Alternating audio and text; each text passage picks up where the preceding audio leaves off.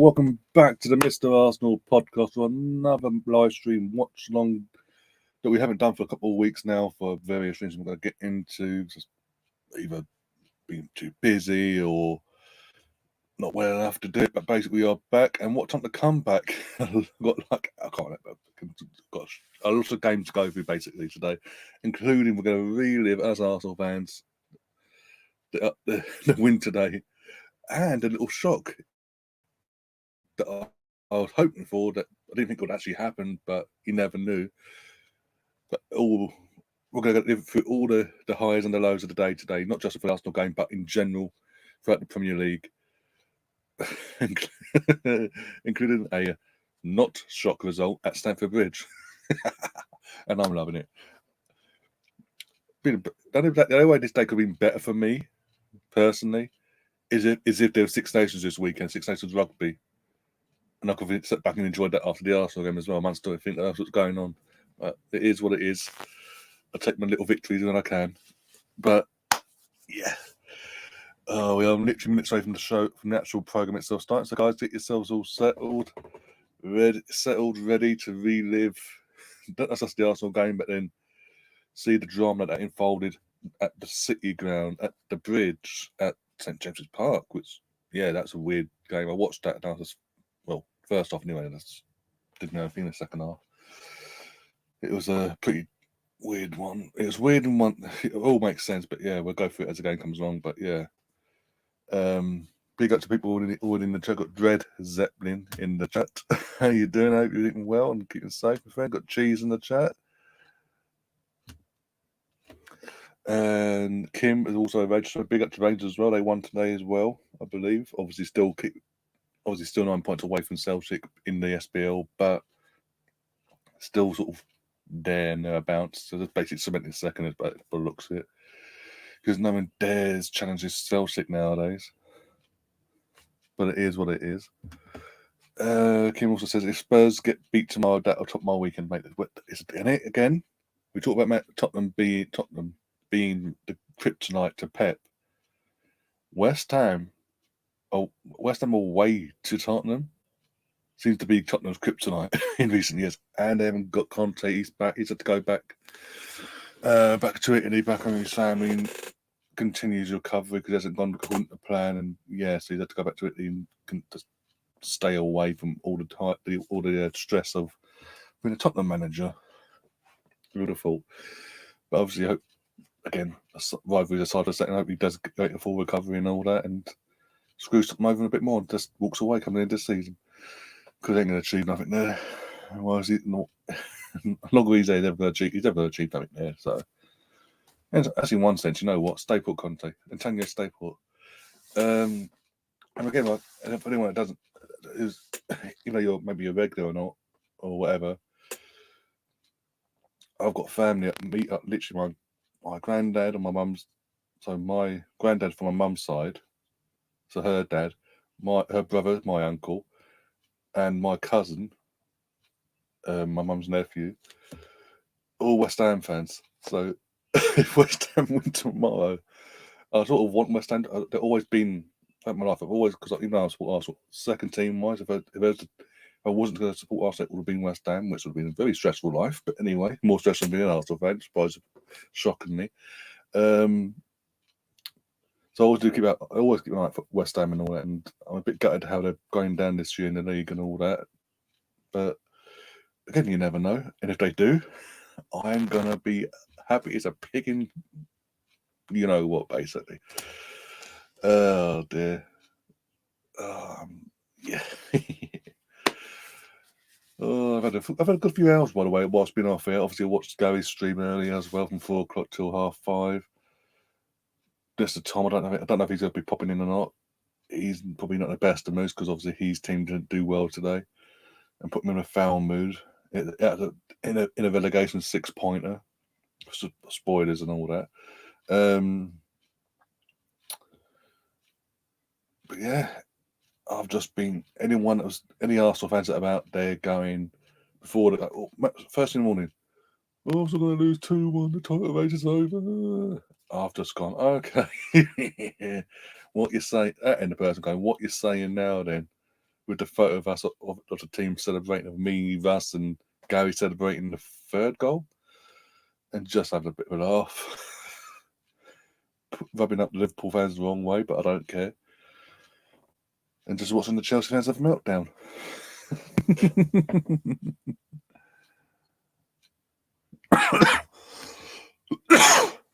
Don't worry, I'm the only Rangers fan in my family. Makes things interesting. I can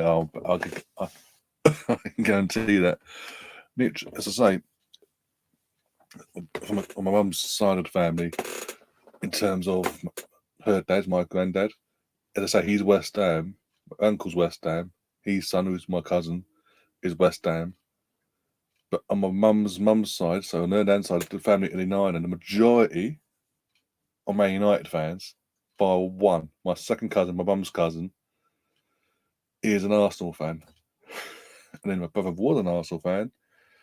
And then after I got to the final, he preferred watching the Champions League final, back to a couple of years in a row, and preferred to watch La Liga football. So yeah, I've lost him now, but it is what it is.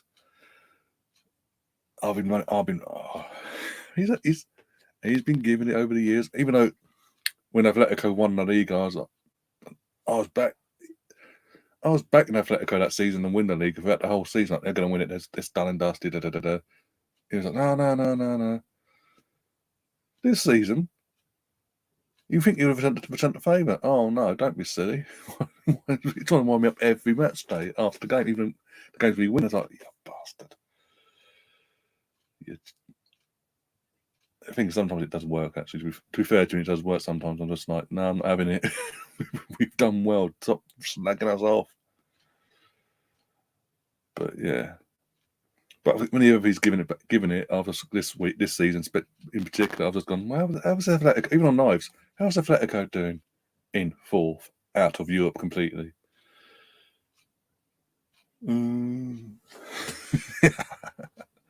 Oh, I love it. Nothing wrong with a bit of banter and having a bit of a laugh back and forth. As long as you do it respectfully. But the first game up, hey!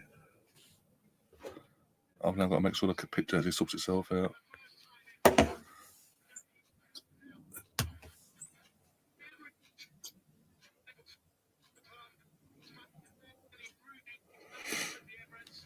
Right, phone over there. Cats are asleep, bloody hell. Oh, I hate fucking living on top of an airport is a pain in the. So as soon as I move, look, it'll fucking work. You watch. I don't even fucking move and you fucking went. Oh, come on, you've got to give me this. You'd be like fine until I went fucking live. I cannot be fucking moving all over the place trying to get a signal. Oh, this is going to piss me off, this is.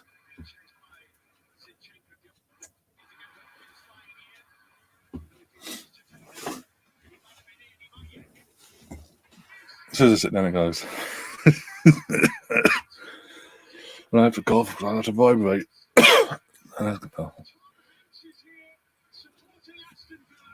No shit. That was all. Since he came out as in Tom Hanks came out during the COVID pandemic, and said, "Oh, I'm an Aston Villa fan" and all that. No surprise. I mean, the owners are American and all that, but okay.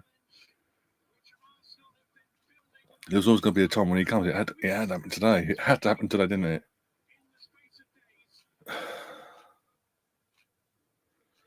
Was that? I have no idea. You'd think believing not on top of it, but near Heathrow, up between 7 and 4 and 5 or whatever. I keep saying on top of Heathrow, signal wouldn't be an issue for fuck's sake. But every now and then, it just plays up. I was like, fuck off. Even the Sky, sometimes it goes in the Sky. It's like, what the fuck?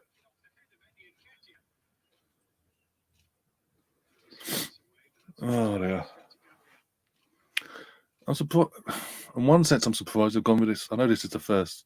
This was the first game of the day, and we did win 4-2, part of the title race. But being what happens between 3 and 5 o'clock this afternoon in Nottingham. I'm surprised that game wasn't shown first, ahead of this game. But hey, I'm not complaining because I still get to relive the when it lets me. This great game. It turned out to be a great game in the end because we won. Fucking Stefan, you must be happy as well. Talking to big wins. 4-0. Was it 4-0 in the end? No mercy. The one week I don't put a fucking I don't do a football bet and have Ipswich on it. Do you fucking win? For the last couple of weeks, I've been I've done a couple of bets, like nothing major or anything like that, but I put Ipswich on there because they're playing at the time. I put Ipswich on, and every fucking time they fucking either drew or lost. I was like, fuck off. As I say, the one time I forgot to do one on time because of the game that was going on earlier. Ipswich win 4-0 comfortably. Probably more actually, but it was 4-0 at one point. Oh, now you're awake. And the Arsenal's on Milo. Yeah? Let Kings off first.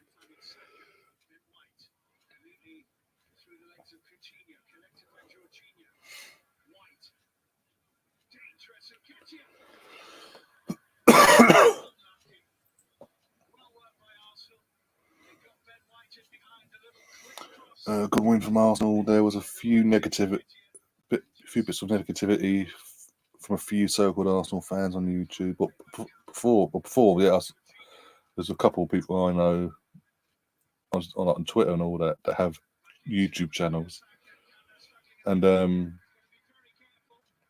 like, for the last few match days, ever since we lost to Man City in the Cup, the Everton game, the Brentford game, and then Man City midweek, and then tonight, this morning, I woke up for this game. This one guy in particular, you're probably watching this as well. Always pisses me. He's been pissing me off for the last few weeks, basically. Arsenal going to have a bad feeling about this. The title race is over. We're going to bottle it. And then today, Villa going to win 2-1. We've bottled the title. I'm like, for fuck's sake. Talk about some. And then we win. Obviously, we've won. And he does a video. So actually, like, he's always back the team. Always had faith. It just pisses me off. Yes, I do these watch-alongs, and during the game, obviously, like we saw when we were losing 1-0 and 2-1 respectively, I put a few rants out there on the performance, but I still support the team. I still back the team and all that, and no matter what, even midweek we're getting done 3-1, I still back the team. As I said, literally, the only reason we lost, and it is true, the only reason we lost against Man City was three errors that all led to Man City scoring. How did you miss that? I don't get how Motd misses that, by the way. Any other day, that happens on any other game. This one, Odegaard's miss here. Any other game, any other day, he scores every other time. I was just thankful it didn't come back, because if we'd drawn 2-2, you know the haters would have gone on and fucking attacked him. What a save from Ramsdale, though, for this. And Eric Bailey. Eric Bailey, who's Eric Bailey for? Bailey, either way.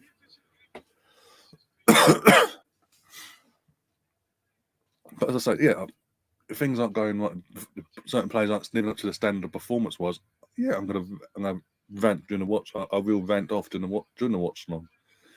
If they pull the finger out or we turn things around, I'm gonna be positive. I'm gonna fucking go, oh, this is bollocks. We were lucky. I'm not certain people in Spain, but it is what it is.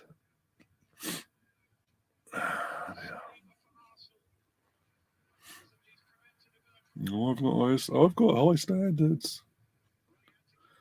Yeah, we all want to win the league, mate. But at the end of the day, some of us are sort of realistic and know the way football is nowadays compared to what it was when you used to win the league titles, when it was just us and United, and there wasn't the money of Roman, there wasn't the money of a entire country back in Man City, now Newcastle as well, adding to the equation. as it stands, Man City. We weren't going toe to toe against a fucking a club that's run by an entire state at the time. Whereas now we've had to build this squad and do it so smartly to get to this point. But I can enjoy it from day one this season. As every week's gone, I said, right, game by game, week by week. I didn't expect this to go this far, but in terms of actually amount of title challenge, but I thought, I always said, no matter what, I'm enjoying week by week. For as long as it keeps going, I'm going to love it for what it is. Even most recently, I said, if we don't, even before we had this little blip we've had recently, if we don't, even if we didn't win the league this season, for me, it's not a catastrophe. It's a year in advance of what I personally was expecting. But how I've seen the team players react from last season to this season, the adversity of last season, and to where we are now. If you didn't win it, I believe this club will come back again next season, and the 20th anniversary, by the way, of the Invincible season, and they would win it. I have that faith down this team. That's what Arteta, Edu, by the way, everyone slags Edu off and Arteta off, and anything goes wrong in the club. Oh, they don't do their jobs, and you get their fraud out and all that bollocks. Look what they've done collectively since obviously Arteta was promoted from head coach to manager, and then it was put in place that they worked together in terms of transfers and recruitment, ins and outs and all that malarkey. The normal everyday running of the club. Look how we've improved. Slowly, yeah, I get that. But we've got there. Look where we are now. And look, we are what? I'm trying to think now. What date is it? Eyesight. 18th of February. And we're top of the league. Spoilers alert. By 2 points. With a game in hand over the club that's run by a state. If you can't enjoy the moment for what it is, you need to have a word with yourself. Seriously. If you can't appreciate what is happening before our eyes, literally week by week, even in the bad moments we've had recently. When I'm saying enjoy, I mean not enjoy the fact that we're still in the top. We are in the title race. We've gone through this little blip we've had. We're still in it, and we've had a bit of luck today. Obviously, we'll probably say that next, but we've had a bit of luck today. And if you still can't enjoy the moment, take your YouTube head off for a moment and just as a football fan of this club that we support, in terms of Arsenal here, if you can't enjoy this, as a YouTube content creator or whatever, or social medias, whatever, you need to have a word with yourself. Seriously. How can you not sit here and just refuse to give Arteta and Edu the plaudits they deserve for the work they've done collectively to get us to this point? We're the youngest team in the league and we're top of it at the moment. We've got a genuine chance of winning this title. Arguably, and I said this the other day in a podcast on this channel, arguably, if we do win this league, this season, this could arguably be bigger than when Arsenal won the league in '89. That's how momentous this could be. And I can see us kicking on. No matter what, I see us kicking on. But if we win the league, be afraid, guys. And you've got people, next season, United, no matter what, in terms of their own support, United could come back, could be stronger than what they are now. Chelsea could be stronger. I doubt that from what we're seeing, but you never know. Liverpool will come back. Well, it depends on what's going on with the ownership and B, Klopp, but we'll see with that. And if Klopp does go, who do they get into a place and all that? Because that's no guarantee there. Then you got Newcastle. Yeah, Newcastle could make the move on a step on. They could. To be honest, Man City aside, Newcastle are the team that would worry, as a fan, you because obviously like Man City, they've got an endless pit of money. They can grow and grow quick at the end if they wanted to. But at the end of the day, I'm still a fan, and I'm still going to enjoy this. And if I still expect my team, no matter what, to compete next season, and the belief in this team, plus additions in the summer, if we do win the league, plus win the Champions League, it's only going to grow and get better. This team has got so much potential at its disposal, and that's getting in the league where you've got two states now running two of the clubs that they're going up against. Then you've got obviously potentially Liverpool, depending on what happens over, not just ownership with the manager, as I keep saying. Man United are always going to be in the conversation because it's Man United. It has to be in the conversation and all that malarkey. Tottenham will fall off, so I don't know about Tottenham. Chelsea, people say because about the money they've spent, they expect them to be up there. But from what we're seeing at Chelsea, I don't see that changing anytime soon in terms of where they are at the moment. I don't see that changing in a positive sense for them. So I think we're fine for the future. No matter what happens first, second, where we finish in the league this season, I think we're fine.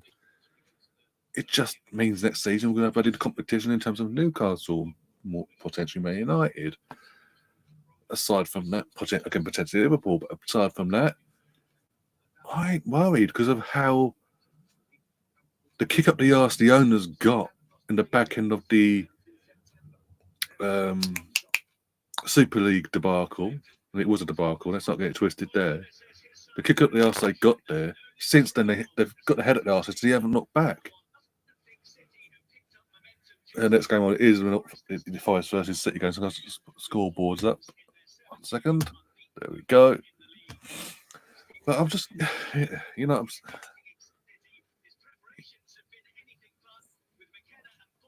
I'm not worried. Even if we don't win the league this season, I'm not worried for next season in terms of if we fall apart. I don't think we will fall apart. I think we just kick on.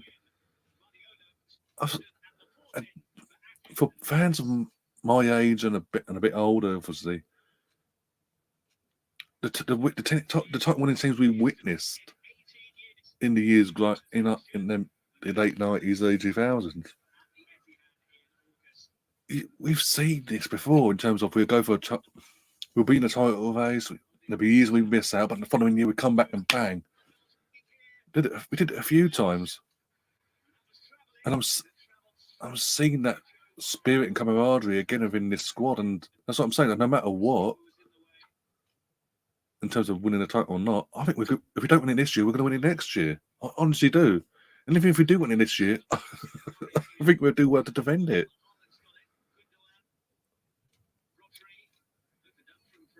And plus, again, with Man City, in terms of Man City, by the way. Oh dear. In terms of Man City, we don't know how long it's going to be until they are found guilty or not of their alleged rule breaking. And if they are found guilty, what's going to happen to them?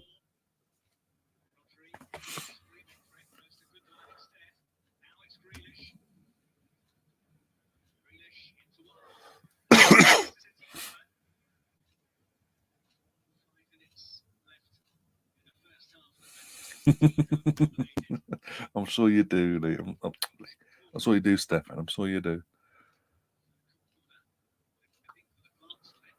Big up Mr. Bungles. How are you doing, my friend? Hope you're keeping well.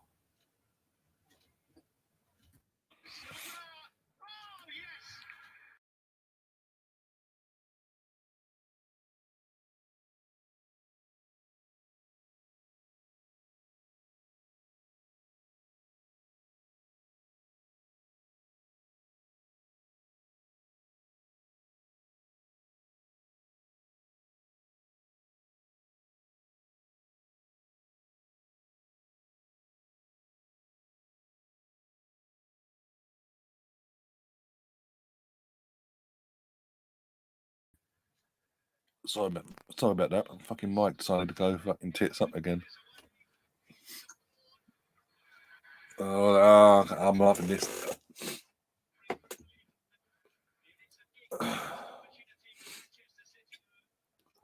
So City got cocky, basically. That's the reason why they dropped points. It looks like they just bombarded Forest, basically. They just got cocky. I mean, there's a chance of a phone, and he just goes, I'm not going to shoot, I'm going to sweat it to Haaland, and he fucked it up. Oh, what's a save from Navas?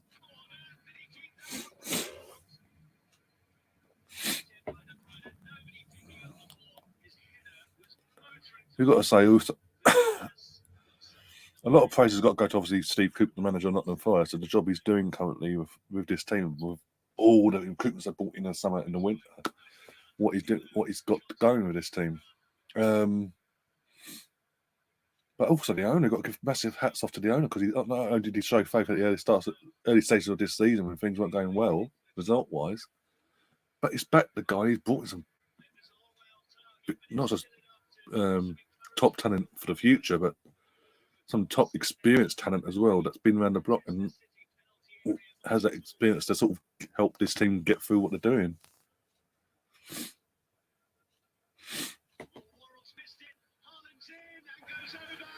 Oh, gets up.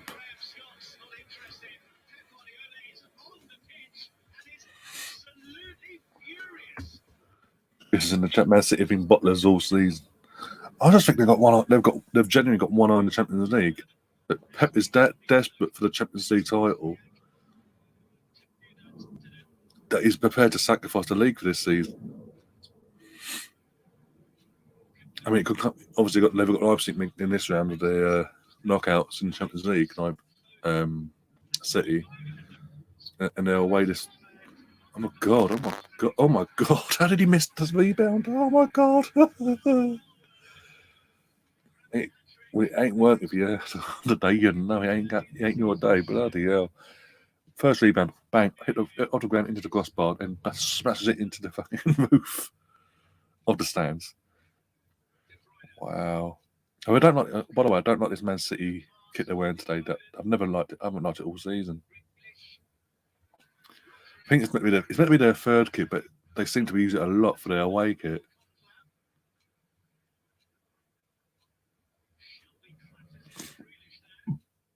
Pardon me.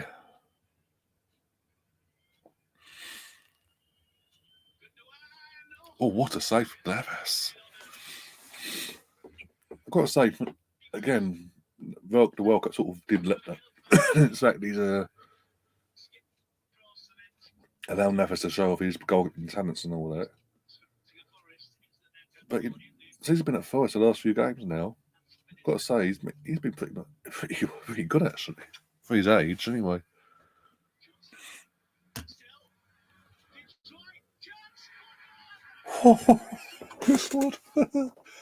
That thing is, seeing the goal now, that was a typical Chris Wood goal.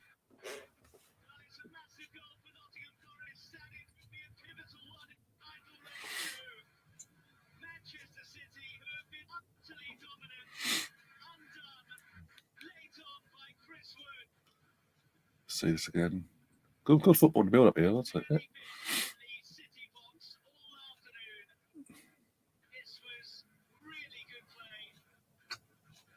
Yeah, put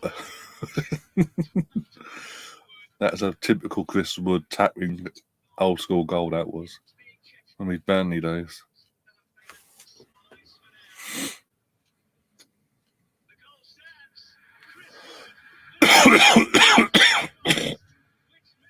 Apologies, but still.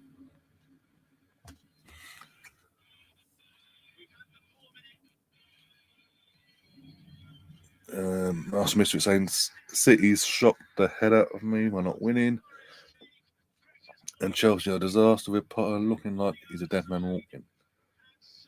You think it'd be gone? You would have thought though, result-wise, if Todd Bowley was so. If it'd been under Roman, if it's under Roman Abramovich, by the way, Potter would have been gone after like the third defeat, basically. Well, Todd Bowley seems to be just trying to dig his heels in now, because I was like, no, this is my man. I obviously set the last guy. This is my first manager. I want to back him all the way. I've given him all this money. That's the thing. He's also, you have backed him. £600 million you've backed him. And he's still not getting results for you. at home against the worst team in the league. What's got happened? I mean, literally midweek, I watched the highlights against after our game. I watched the highlights of the Chelsea Dortmund game, well, Dortmund versus Chelsea, sorry, and he got done by Route 1 football. Literally over the top, or not even Route 1. It was just literally like corner, clear it, and then the guy just ran with the fucking ball down for the pitch.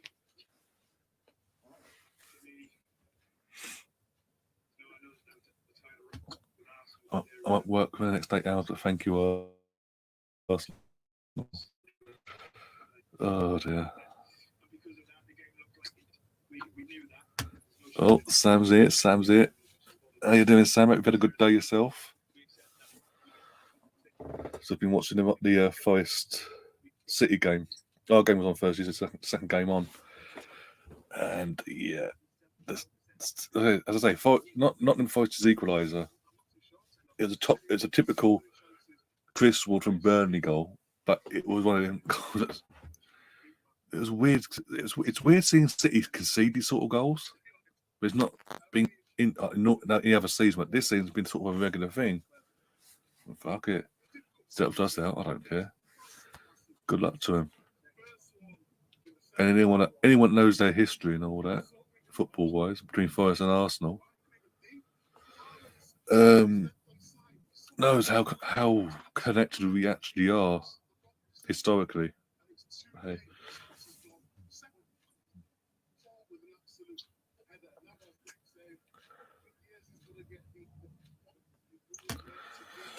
Stefan's had a fault. Appointing Graham Potter was an odd appointment, to be honest. He done fantastic with Brighton and Bachowski on much bigger prospects. And that was a step up. Yeah, I get that, but I think I don't know.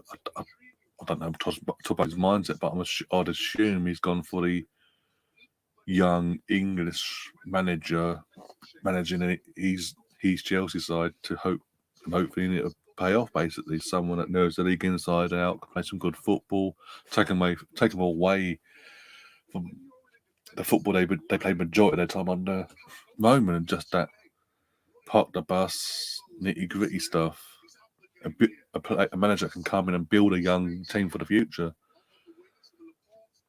But there's backing and they're just taking the piss in terms of £600 million in the space of 8 months.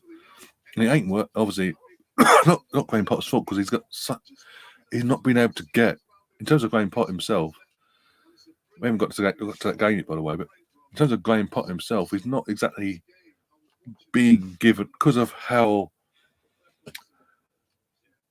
free willy, quite literally, Todd Bowley's been with the old dosh, like boom, boom, boom, boom, boom, no matter what.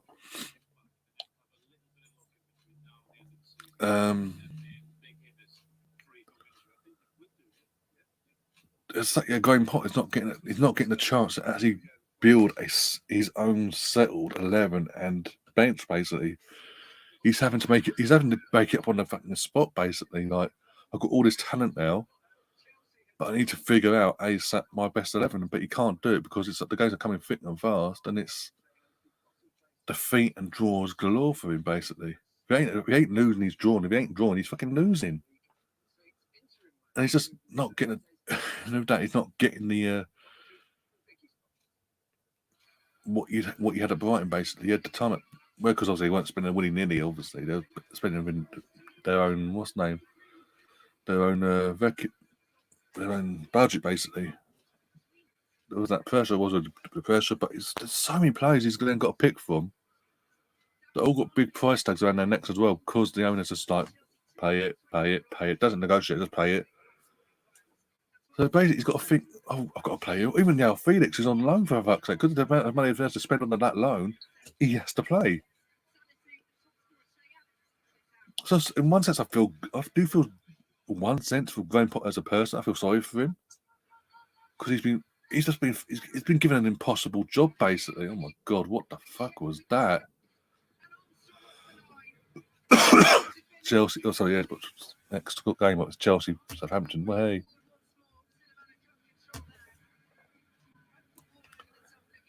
So far, I've actually done this in order, by the way.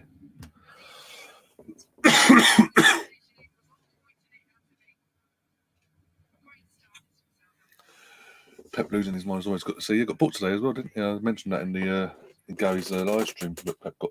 I reason I know because obviously I was watching Sky Sports there as the scores are going in, all the reports and all that, and yeah, after the just before the equaliser, sorry, Pep's losing his absolute mind and basically causing absolute havoc on the touchline and got booked for it.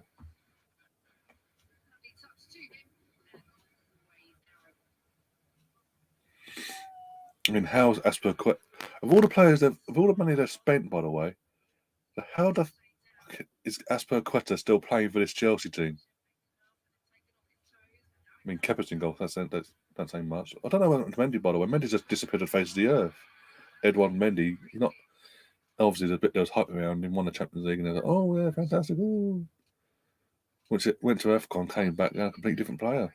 And since then, obviously lost his place and got injured and lost his place as well to start this season. And he's not even on the bench. I don't know if he's injured or not, or he's just been isolated out now. Oh, what a free kick from James Ward-Prowse. He is. If Southampton do stay up, I don't know. At this moment in time, I don't see it happening because of everything that's going on off the pitch in terms of the owner, just obviously sacking Hasenhüttl, hiring that Nathan Jones guy, sacking him after 40 odd days, and now not hiring. And obviously, he hasn't got someone else in yet. And depending on how they get in, yeah. James Ward-Prowse, if they do stay up, it's going to be down to James Ward-Prowse in fucking free kicks. Basically, the old moral of the story is don't give James Ward-Prowse Southampton a free kick with James Ward-Prowse is on the pitch. Because if you do, you're going to concede. But it was a fantastic free kick, I've got to say that. Right in the bottom corner, that you know.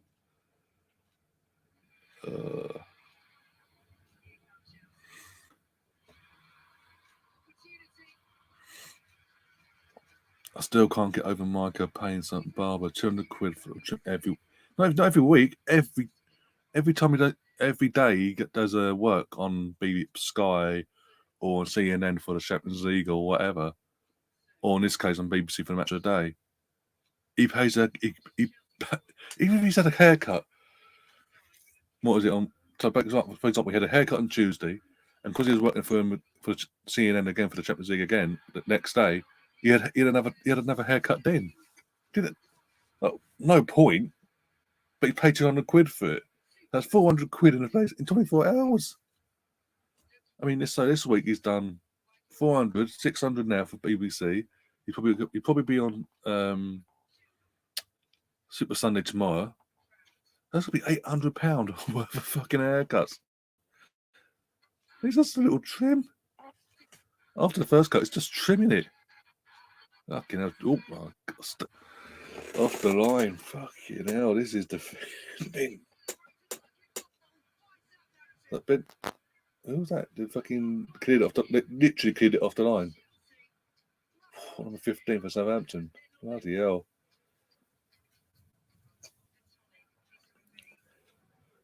Stefan says, depending on how many times a week he works as well. But this week so assuming he's working tomorrow. If he works tomorrow, that's £800 in another week, and 3 of them haircuts wouldn't be necessary. I mean, none of them necessary because he's obviously working all the time. So it's just like if it's a bit like mine or gets a bit out of control, mine does sometimes. So fair enough. Once I literally have a haircut once a month. That push once every 5 weeks, 6 weeks at top, 6 weeks at tops. Oh bloody hell! Oh my God! So he got boot. Obviously, it's accidental by the looks of it, but got boot to the head. He's out. Azpilicueta's out cold.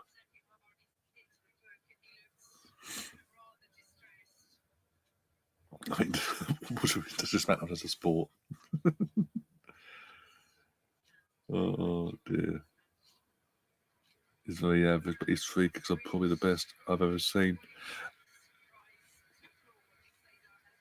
Oh bloody hell! He's got masked up and everything. He's out cold. He ain't moving. He ain't. Bloody hell!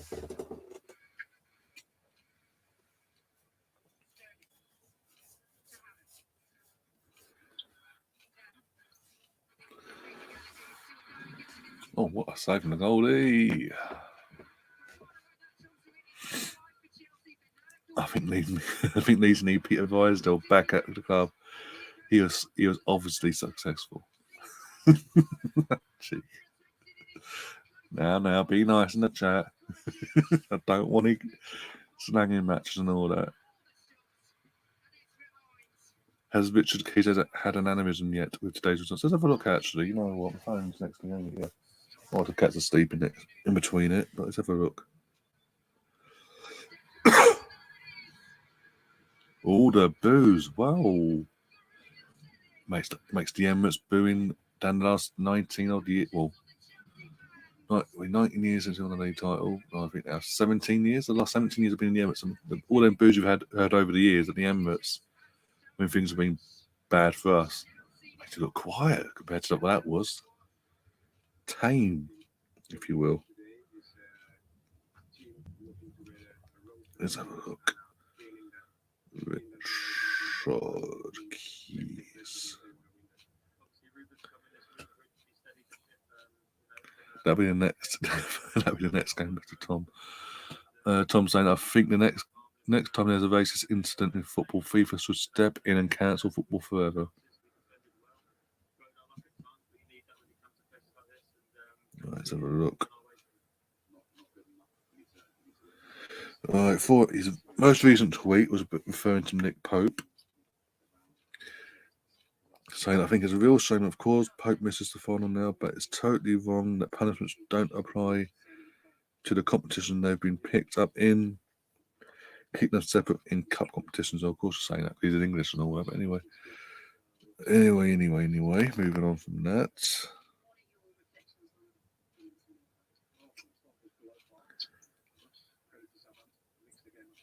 Oh, yeah, it's another today about Arsenal.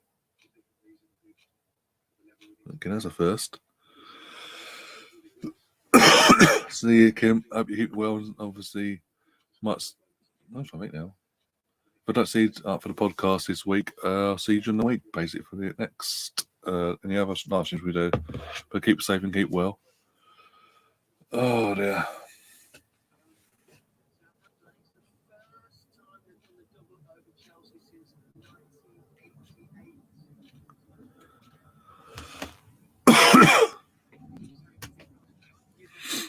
I'm currently not having my local Indian delivery, not giving me mint sauce with poppadoms. It is a travesty, to be honest. Oh, bloody hell. I always get an Indian, not last, bear with me a second. Not last weekend, the weekend before. I'm trying to think, was it Friday or Saturday? I'm trying to think now. I think it was a Friday. It was a Friday, I think it was. Not last Friday, the Friday before, so yeah. Myself, my brother and sisters. My sister finally got a registration number for vet nursing and all that. Of course, he passed all the stuff and all. Anyway, I thought, so we shouted. I was like, "You pick what you pick.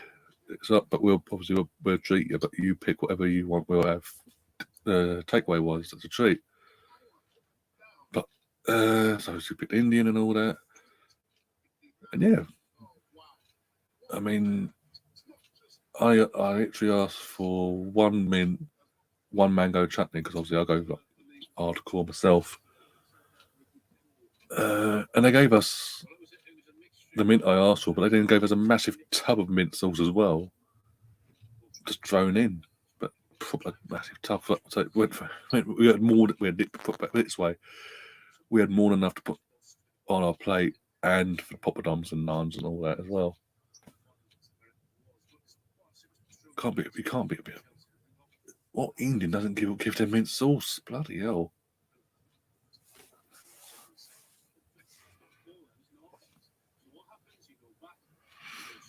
That's basic. That is. You need to be phoning up having a word with them. So, obviously after this game, after this stream, sorry.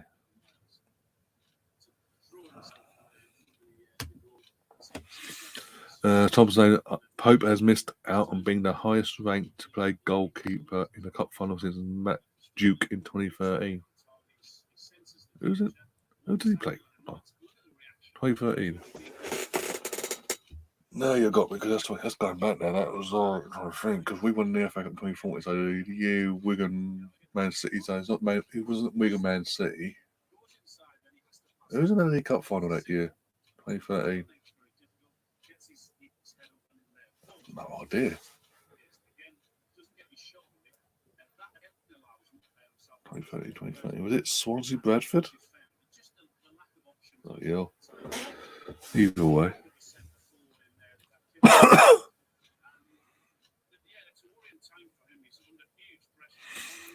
But yeah, around where I live, I've got, in terms of we talk about India now, while they're talking, and I was in Chelsea, get like the bar court at the moment, mate. 10 games, 1 win. That's just league. That's not including all comps. Duke played for Bradford. Yeah, I was just, if I remember, literally, it's been that long now. Well, that's to say 10 years. I'm trying to remember who was in that final. Like, should be Arsenal, Swansea, and all that malarkey that we bottled against Bradford, of all things.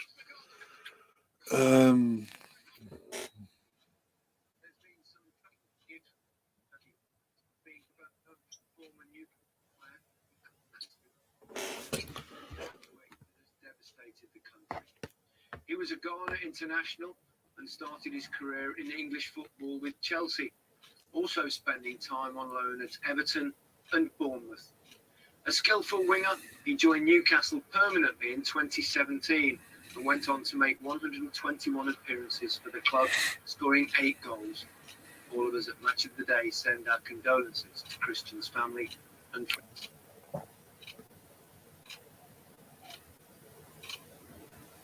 That's no age. James's Park, where Newcastle played. That's no age.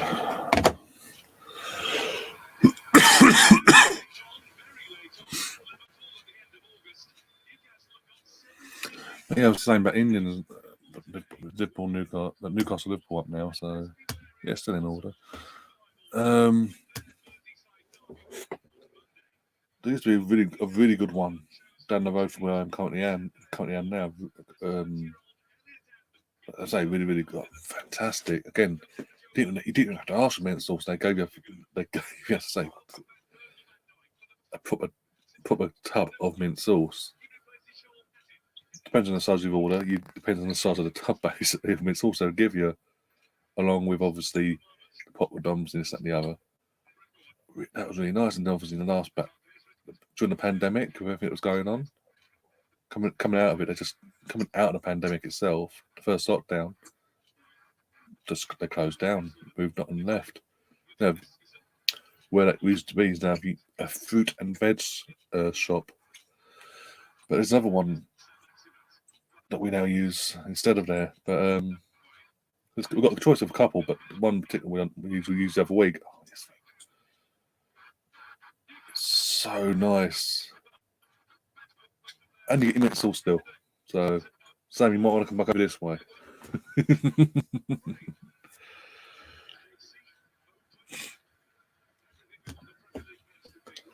Mr. Tom saying on Twitter, Bielsa and Fediverse are trending. Oh god, only you could find this, by the way.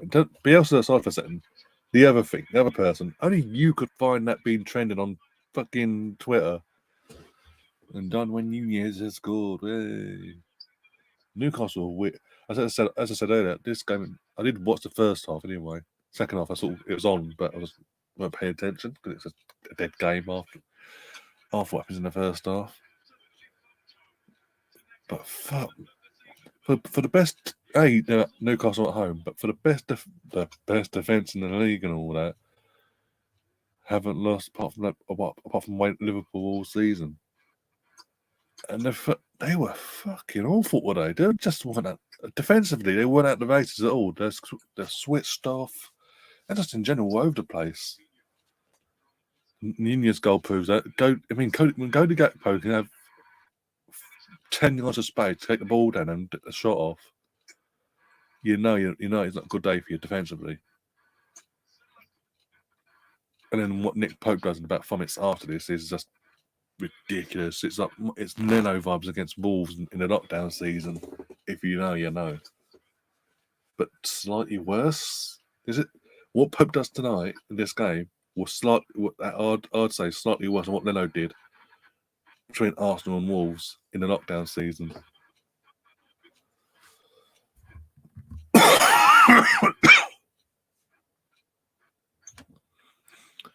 You say that they did lose last weekend. They did, like, ironically, I say, not like Wolves. They did lose 3-0 to Wolves last weekend. So we'll see how they do the midweek. We'll see how they do the midweek against Real Madrid at Anfield with Benzema and co.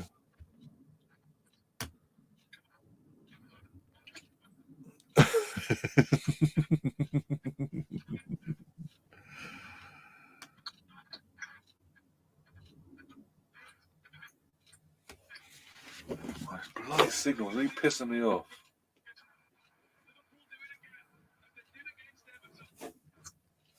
Just let me watch it. I want to sit down and watch this.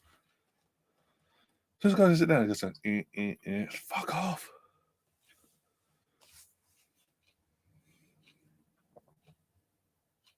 Oh, don't. I'm not even going to reply to that sound. I can't even put it on the screen. What are you trying to do to me? Apart from having me choked to death. But yeah, Newcastle will fuck next week. Because obviously Nick Pope getting red carded today. Straight red, or red carded either way. He's at the cup final. And Dubravka, who comes on tonight, came on today. 1 second, while I sort this out. Before I bash some over the head.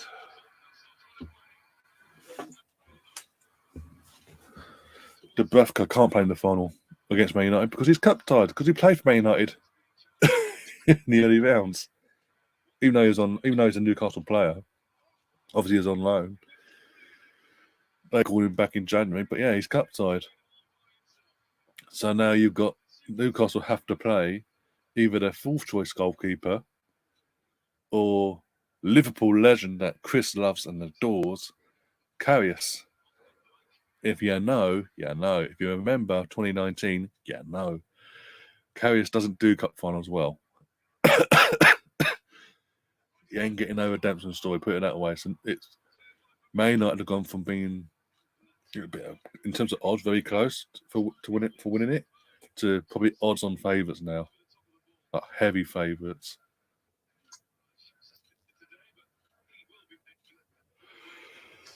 Anyway, the thing is, I do want Newcastle to win next week. I can't have Man United win I can't have Man United winning anything really.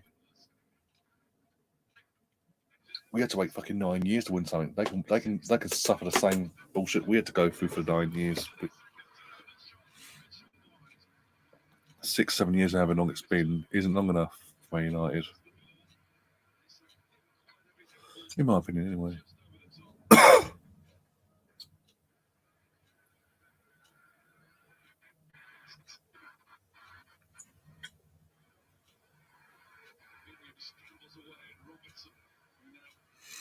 No, he wasn't. No, the thing is, no, I'm talking about the final. I'm not talking about him in general. No, because when he became the number one for Liverpool that season, as you say, he wasn't bad or anything. He didn't do anything wrong. As I say, he was the number one. He became the number one for the under. While Mignolet was still, he pushed up Mignolet. He pushed out Mignolet as number one, and was part of the team that got all the way to the final, obviously in that Champions League. It's just that he's always going to be remembered now for that moment where he has the ball and he rolls it literally into Benzema's foot. They rolled it, he threw it, pretty much. Underarm threw it into his leg and winning. But he'll be remembered for that, and that's why obviously that one mistake cost him his Liverpool career, and that's why he then went and got Alisson when he did, and he got shipped out to Besiktas and all that.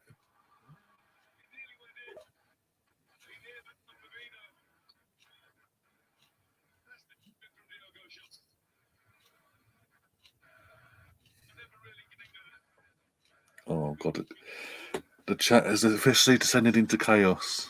It is official. There's no getting around it. It has descended into complete and utter chaos. I don't know how the chat gets revived.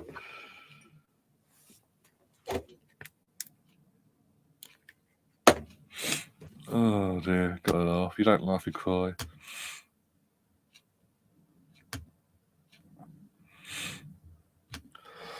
I hate this fucking cough.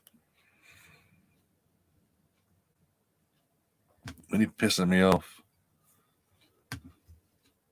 Fucking damp hair bullshit.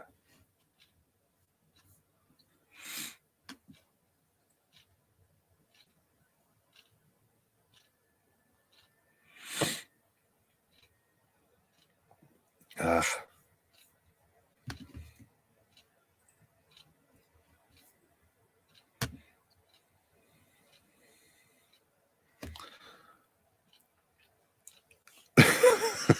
Exactly, Chris. Exactly. It's all Greenwood's fault. No one else's fault. It wasn't slightly even descending it nowhere near chaos before he came along. Oh dear. Okay, this is really pissing me off now. This signal bullshit on the TV.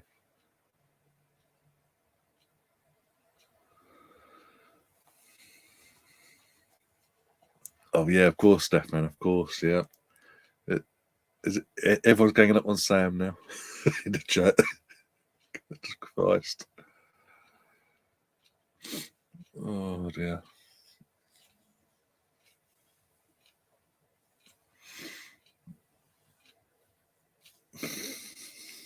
I'm sure you do, Sam. I'm sure you do.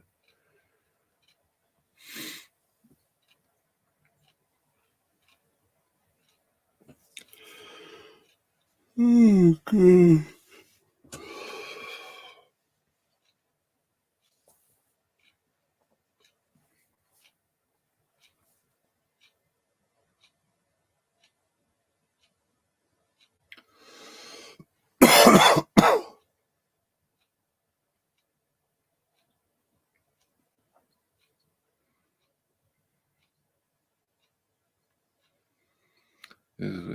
Yeah. I behave in all my comment sections, of course. Yeah, okay, Tom. I mean, you've brought up a mass murder in the chat, but okay, cool.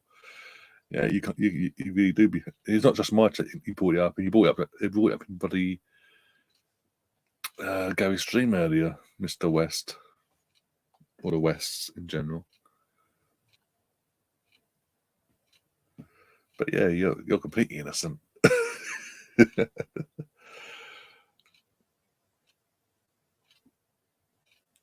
Scum. Jesus Christ. Oh dear. Oh, it's really pissing me off.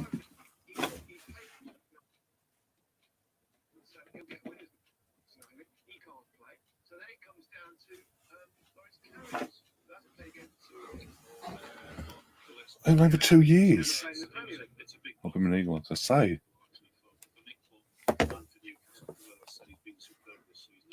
Out of interest, Cheddar's crisps, whatever. Have you actually sold it now? Is he still in your books? You've just loaned him to Newcastle. What's the deal with Carrius anyway? Oh, Tom, you might want to switch off. You may want to switch off, Tom. I'll make this chat. Oh, fuck it, get in order. Descend this into chaos even more. It's everyone's favourite game bar Tom's and Chris. Being a Chris fan. Oh, you're awake again, are you?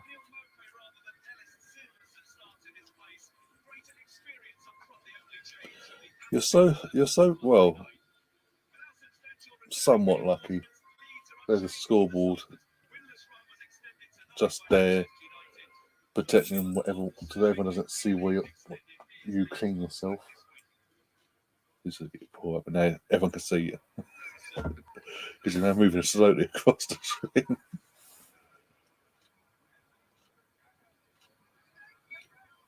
He's a free agent. Also, it was gone basically. So Newcastle actually, he is actually on the Newcastle books as their player. He's not a loan or nothing. Oh, okay.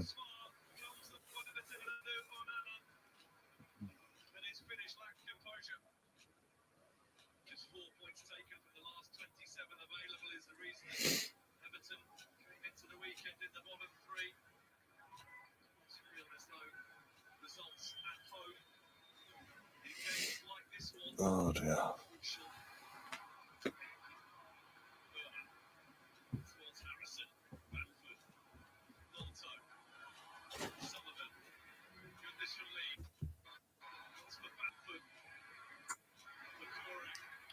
Seriously, screens. But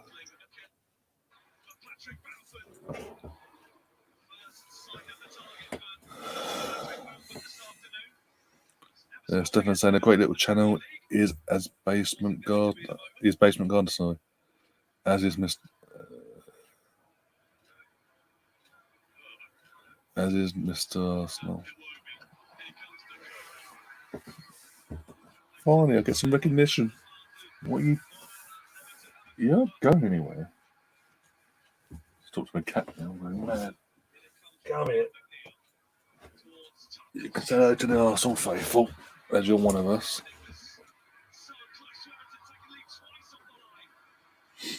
Milo's a gooner. Quite literally.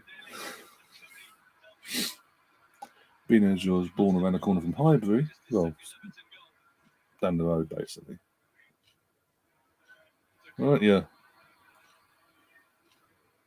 I had to go away to fucking Finsbury Park and back again, basically.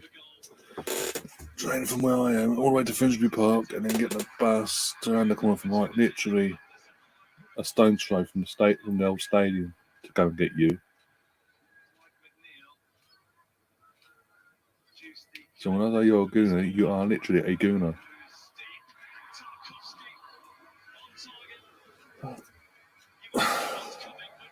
I hate that Leeds kit, but I hate it. It's horrible, horrible.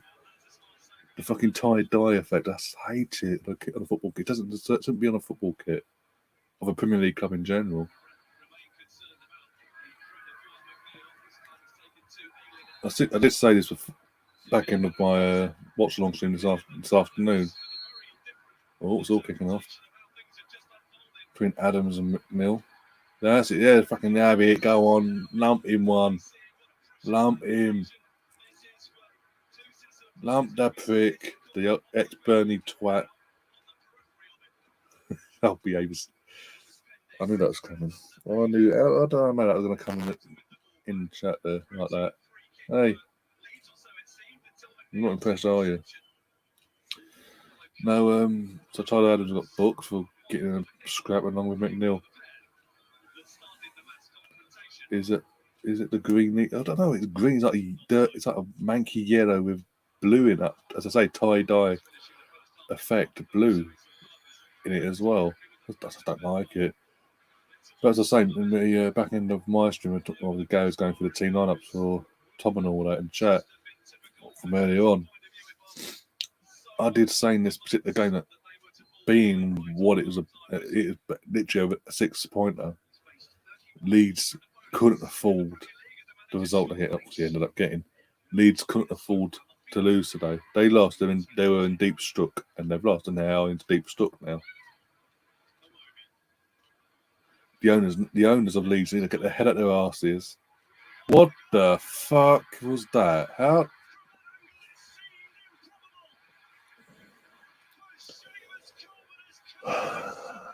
Just seen the Seamus coming goal now. What the fuck?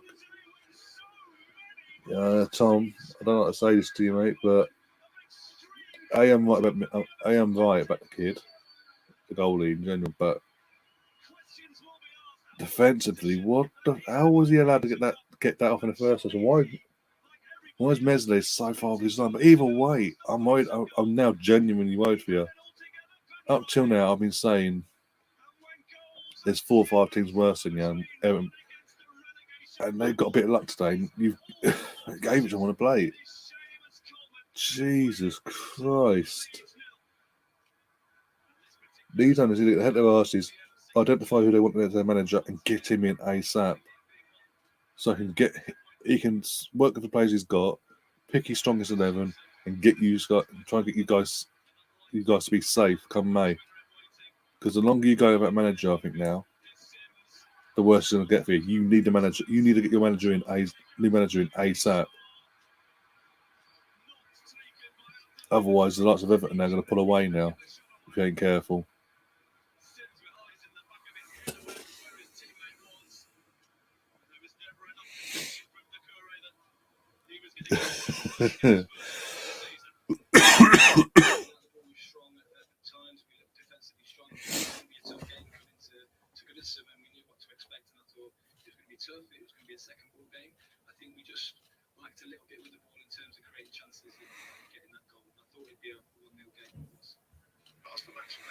How do you come up with these things, Tom?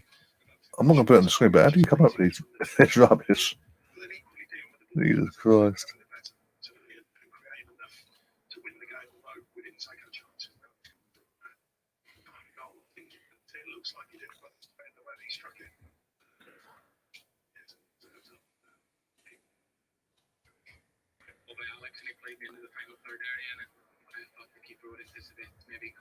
The other one, by the way, cat-wise, is conked out of my bed.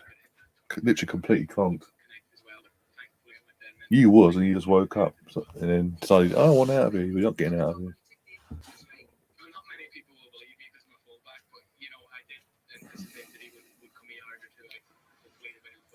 Oh, dear. You're two this year, aren't you? I don't think that is now. So I think, is it May-ish? May? I can't remember your birthday, bloody hell. Oh, I'll find out. Either way.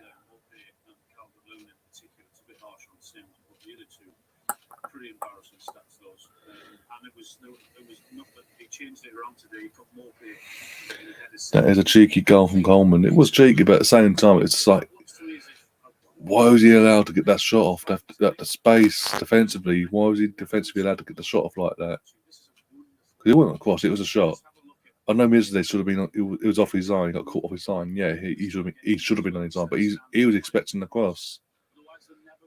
But his defenders doesn't help him out by allowing Coleman to have that room to get that, not just the room, but the space to go and get the shot off. Where are you going?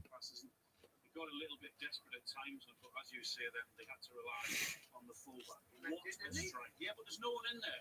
And he has a little look. He does have a little look across, just there, and he thinks there's no one in there. And the way he hits it, that tells you, I think, that he's actually going to that.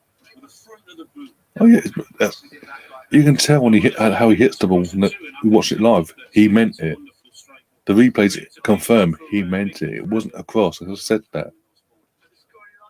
Looking up, fucking give me a joint match today, please. Fucking hell, better fucking analysing than this year. Jesus.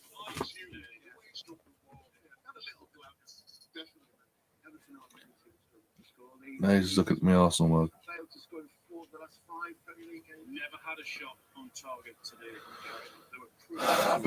Bamford, since his injury,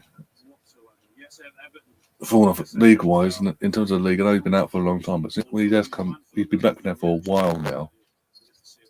Not the same as he was when Leeds first came up. He's lost that killer instinct that he did have when Leeds first came up. And that first season back up. But when you're buying the French under 21 strikers and all that, and other youth prodigy strikers, you've got to stick with them, haven't they?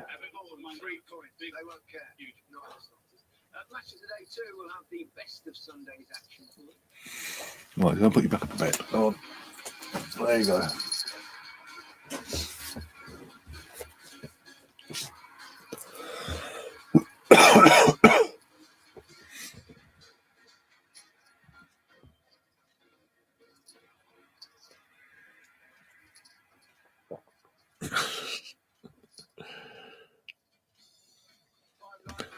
Yes, I think that's a fair comment going by how things are going at the moment for you guys. I think today's result and performance basically confirm that. I can't argue against it anymore. Sean Dice reached 6. Yeah. What are you doing?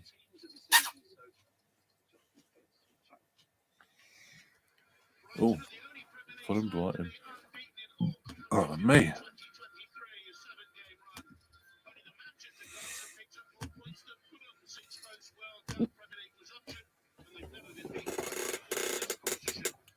Oh dear.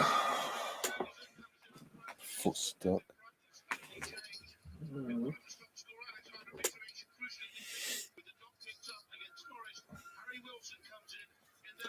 The battle of, was it 6th versus 7th today?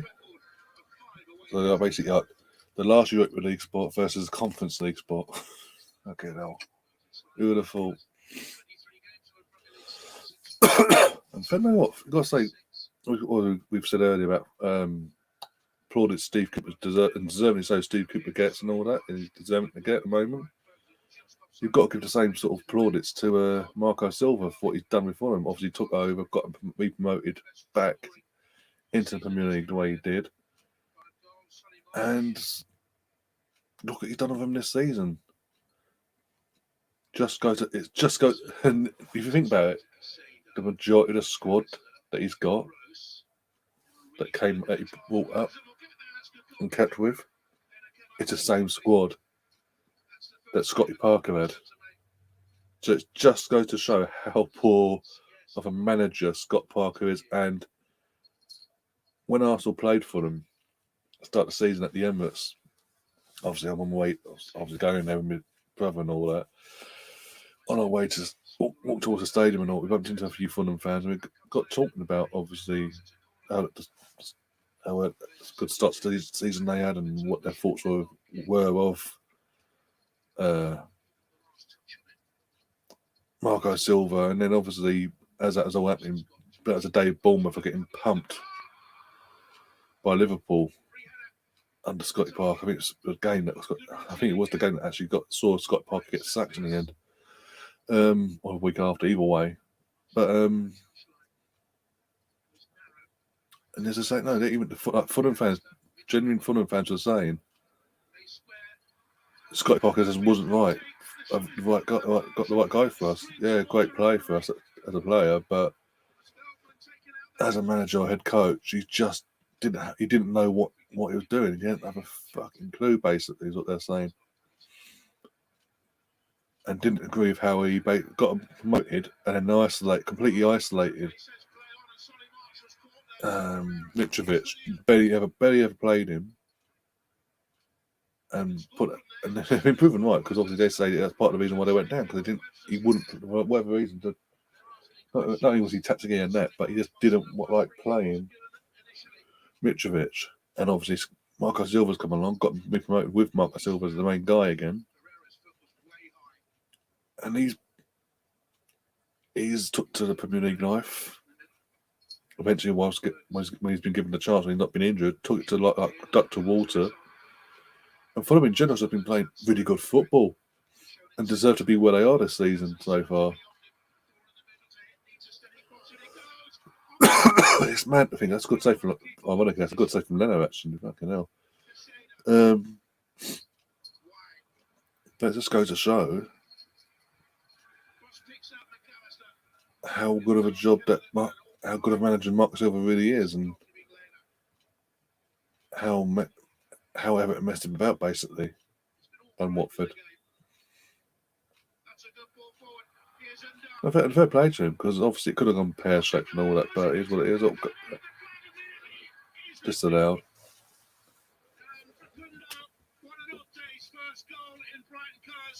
And the chat's gone into complete chaos again. Fucking hell.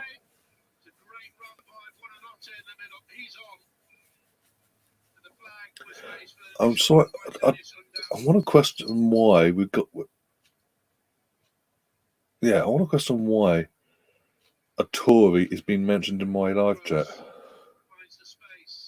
and why it's been used in a way that it clearly is, and I'm not even going to go into it. But yeah, slightly concerning.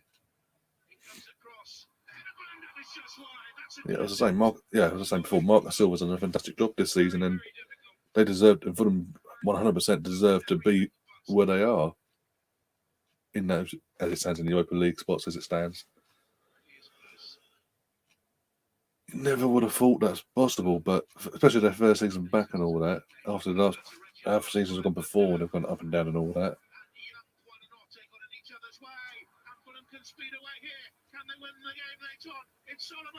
Oh, what a goal that was. That's a good finish. Who was that?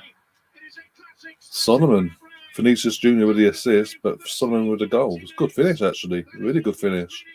And it goes to show, again, what I've just been saying about Fulham and Mark and Silver's team.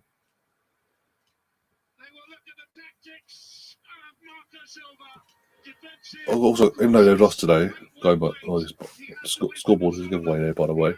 Even though Brighton have lost today, what the job that the guy's done, Zerbi's done since he's coming from Graham Potter at the start of the season. I've got to say that's often because I'll be honest, as a neutral, I even said back then you can find it on this channel if you want to go that far back. But I was genuinely worried that Brighton would fall apart with the Graham Potter departure and hiring a manager that didn't know the league like De Zerbi, that they'd the bounce and the bounce will end and then they'll just fade away. They haven't. They've just continued. They've continued how they've meant to go on.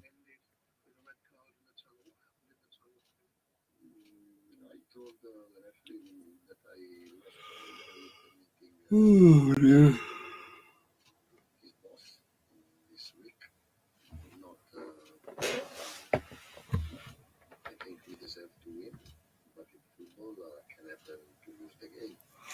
Tom saying you're all going to hell. And Sam, she really isn't. She really is not. Chris is saying, when you made this football channel, did you ever expect a conversation about me? No. Not in any which way did I ever think that would ever happen. About yourself or any of my subscribers or members. Okay, now. Beautiful. Mental. It's all mental. Aren't you good? Yeah, you've got such a wonderful mod. Oh dear.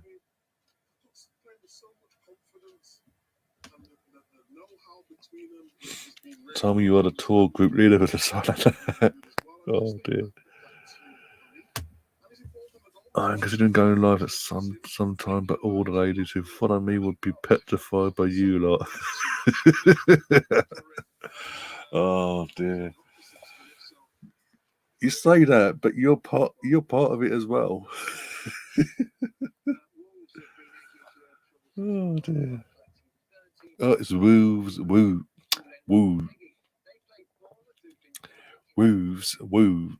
I'll get there eventually, the accent, but not feeling too well, so I won't bother now. But Wolves versus Bournemouth.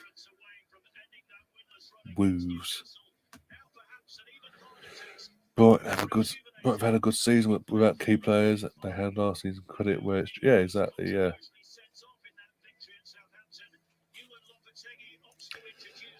And you go back into Priti Patel talks left hand seriously.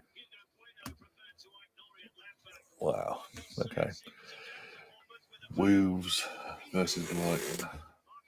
Brighton, Bournemouth. Fucking hell. I'm tired.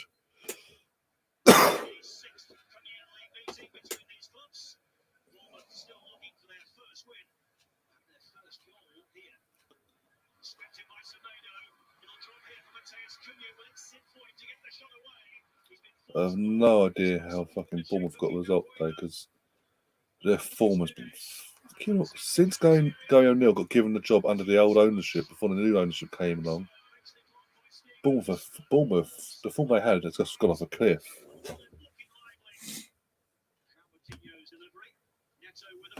So I don't get how the fuck they went to Wolves under the new manager. Have been doing pretty well actually. Look, consistent, a bit consistency, bit there, but they have done pretty well, all things considered. But they're still got a way to go, obviously.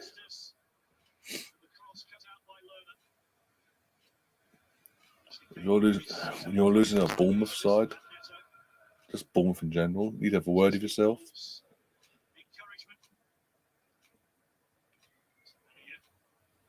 As I've been saying for a few weeks now, I think the 2 of the 3 that definitely go Two of the three that definitely are going down this season will be Bournemouth and Southampton. Because Southampton can't just rely on a James Ward-Prowse free kick to get them out of trouble week in, week out between now and the end of the season. That's not gonna work. They've got owners ain't got a clue what they're doing of. Can't hire the right man in the first place after sacking Hasenhüttl. Sack the guy after 40 days or whatever. And then they're back to square one. And it doesn't look like they've got a clue who to hire now. Stefan says, not a fan of shitty Bournemouth. Got history. Okay. Anyway. I personally got nothing against Bournemouth. I just think this season they've come after all the effort getting back up last season and the automatic spots and all that, and how well they played under Scotty Parker in the Championship. Obviously, they came up. That was poor from Wolves. Defensively, that was poor from Wolves. I've seen the goal now. Tavernier with the goal, Solanke with the assist. It was poor defensively from Wolves there. Same now. But it's just Bournemouth and they've come up this season. They got promoted and they didn't. They relied on the laurels of this is a team that got us up. We're going to show the faith in them. They allowed them a chance to keep us up and all that. Didn't really add any real quality to the squad to help. And they wonder why they are in the situation they are. And it's just like, if you're not going to prepare, why should I bother getting behind you? As a neutral and hoping you stay up. Especially you sack, obviously Scotty Parker was a shit manager anyway, but you sack him and you give the caretaker boss after, 5 games? 5 or 6 games in charge as a caretaker, he can job full time, knowing that a new ownership was coming in anyway. Now the new owners, including Michael B. Jordan, are like, we want to sack him, but we can't because he's not long been given the job, but he's not our manager.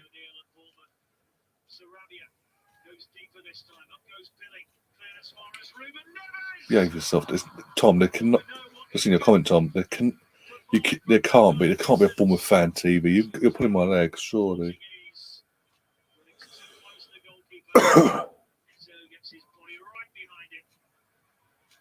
Right, let's have a look.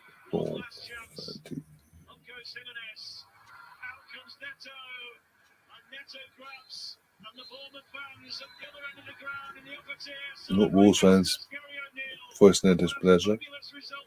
Right, Bournemouth.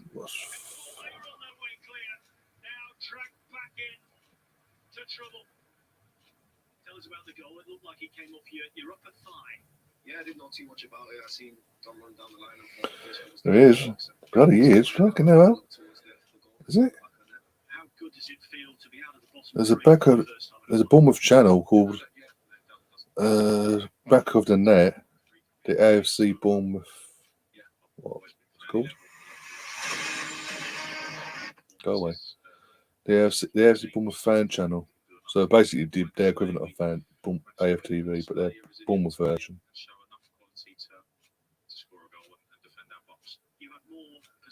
Okay, now.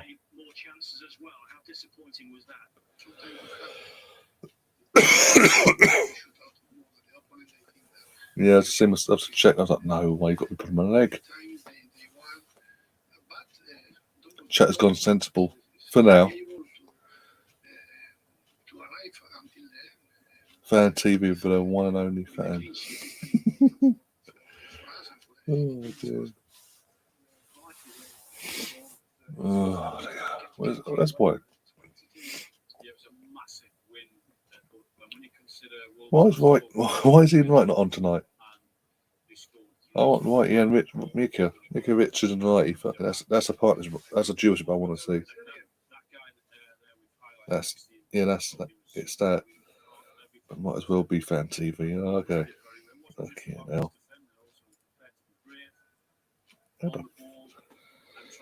Oh dear, it is what it is.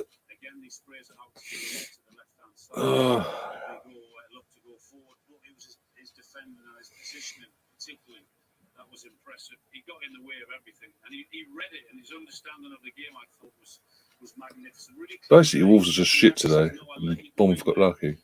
Their goal. That's effectively how going by the highlights. That's how the game went. Fucking hell.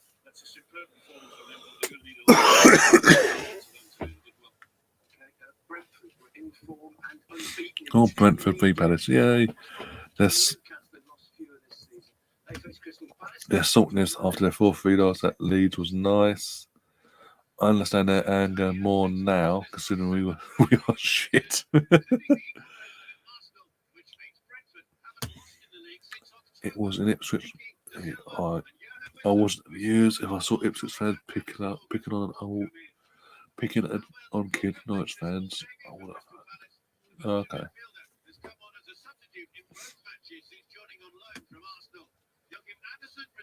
Oh, Sammy played today. Oh, Sammy started. Okay. Let's see how he went then. If he's noticeable in his highlight forms, number 8 for Palace.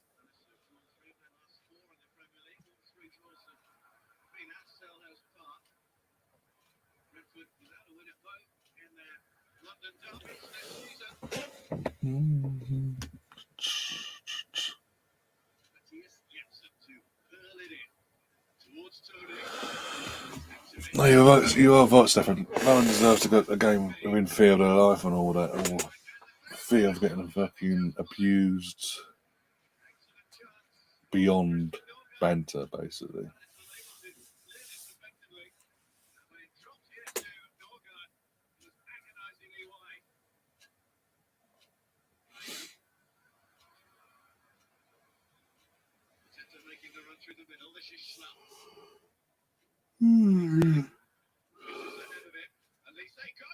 Good save from David there. They saved the shot there.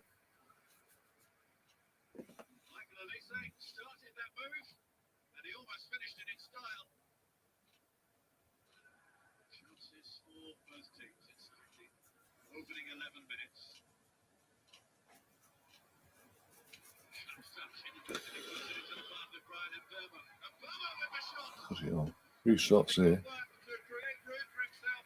from both sides. I mean, pretty into it. Again, a highlight form. It seems to be pretty end to end this game.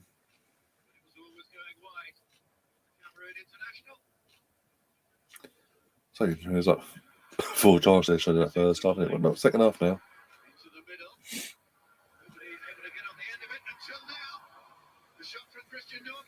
I ain't seen much. I know it's highlight form, but I ain't seen much of Samby in these highlights. Like anything go through him or nothing, like positively or negative wise. So I don't know which way to take that. Oh, Sammy went off. Oh, bloody hell, 63rd minute. Fucking hell. So he had a quiet game, basically. Because his replacement goes and scores. No, because basically, yeah, it came up. Good header, by the way, from Eze. A good assist from Elise as well. Really good assist. Well taken from Eze.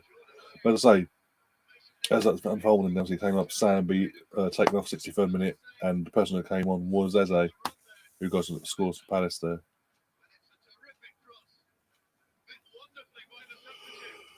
Yeah.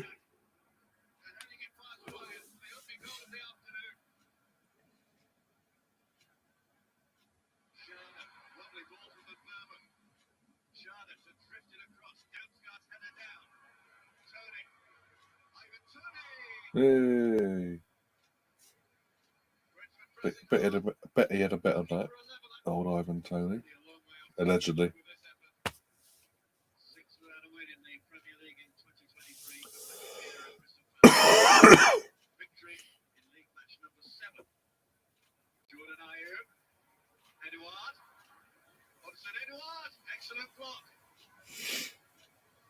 Bloody hell. Both teams need to work on their fucking aim. That's all I'm going to say. Fucking aim, just literally scraping it wide on both sides of the box, for fuck's sake. Both teams.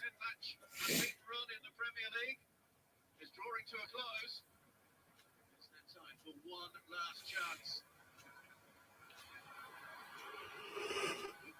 Drives it across. Oh, bloody hell. Look at that. No, God. Oh, it's a chalet. Well, Brentford fans, you'll be happy. There's no controversy to you guys this week. No offsides whatsoever. So no lines to be put in place. You don't have to complain and bitch and go, oh, your most famous fan going on the radio station going, oh, well, Arteta's bang out of order, so disrespectful for wanting them 2 points back that we technically stole by cheating a goal out of them.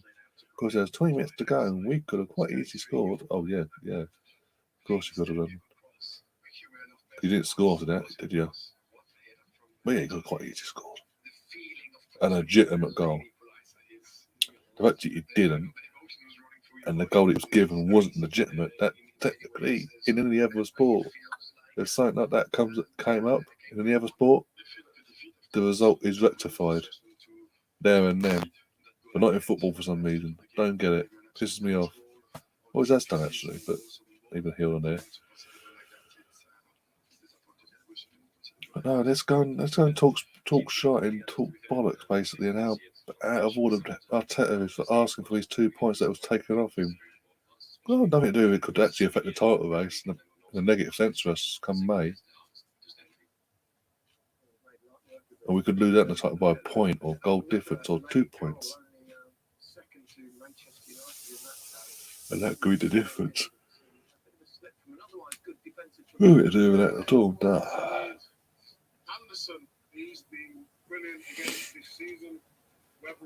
That was poor defending. Good header from Brentford, I mean, attacking wise, for that goal. But defensively, Palace would have done better there. I thought players weren't allowed to play, but they're not. They're not. But as Trippier, Kieran Trippier was he was investigated, wasn't he? For basically turn a friend that basically before it went public about he's moved to Atletico, and they obviously suddenly bets started going in and all that, and it all linked back to him basically. So he got punished for that. That stuff and the rest of the fine. But Ivan Toney, is that what? How many charges he got against him for betting? It's ridiculous amount of bet. The amount of charges got against him for betting. Yeah, we go. We are top of the league. I said we are top of the league. We've got it's safe to say we thought we gave the people false hope that we were going to bottle this, and we thought, nah, you've had your hope now. Piss off, we want it back. We want our number one spot back.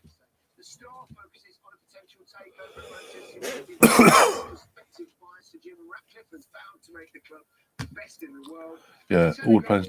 Yeah.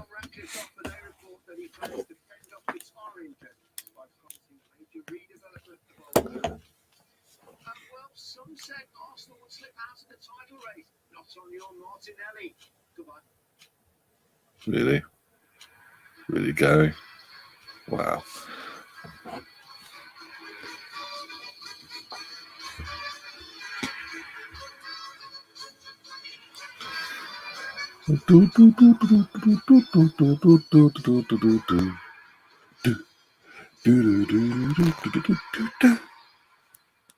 See, I'm going to enjoy Match of the Day now. It's weird for the last week, last season, this season in particular. I can actually enjoy watching watch my team on Match of the Day and enjoy Match of the Day in general. 9 times out of 10 anyway. Occasionally when it's a bad result, I'm like, I have to watch. I don't have to watch it, obviously, but like I'm watching it and I'm like, yeah, okay, cool, whatever. But I mean, enjoy it, especially this season with Chelsea being shit, Liverpool majority of its season being not to their usual standards and being shit. City just dropping points left, right, and centre. We're doing what we're doing, makes it even better. 9 times out of 10. Yeah. So, yay me.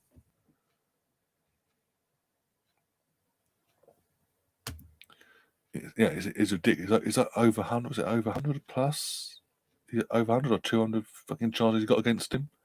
And it's still growing. The amount of charges he's facing. It is ridiculous.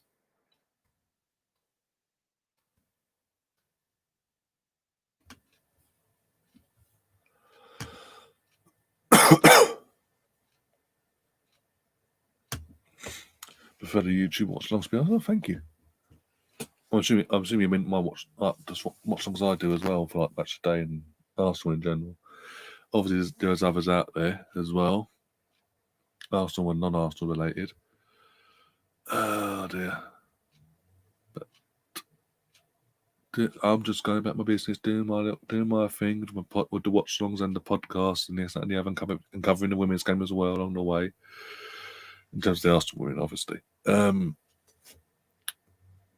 As I say, going back doing my thing and all that, and if you guys enjoy it, obviously I'm going to keep on doing it, aren't I? So even if I am coughing, good and banged up suddenly out of nowhere. So yeah, in terms of stop wrapping things up in a minute actually, because the show's ended obviously, but I'm going to stop wrapping things up.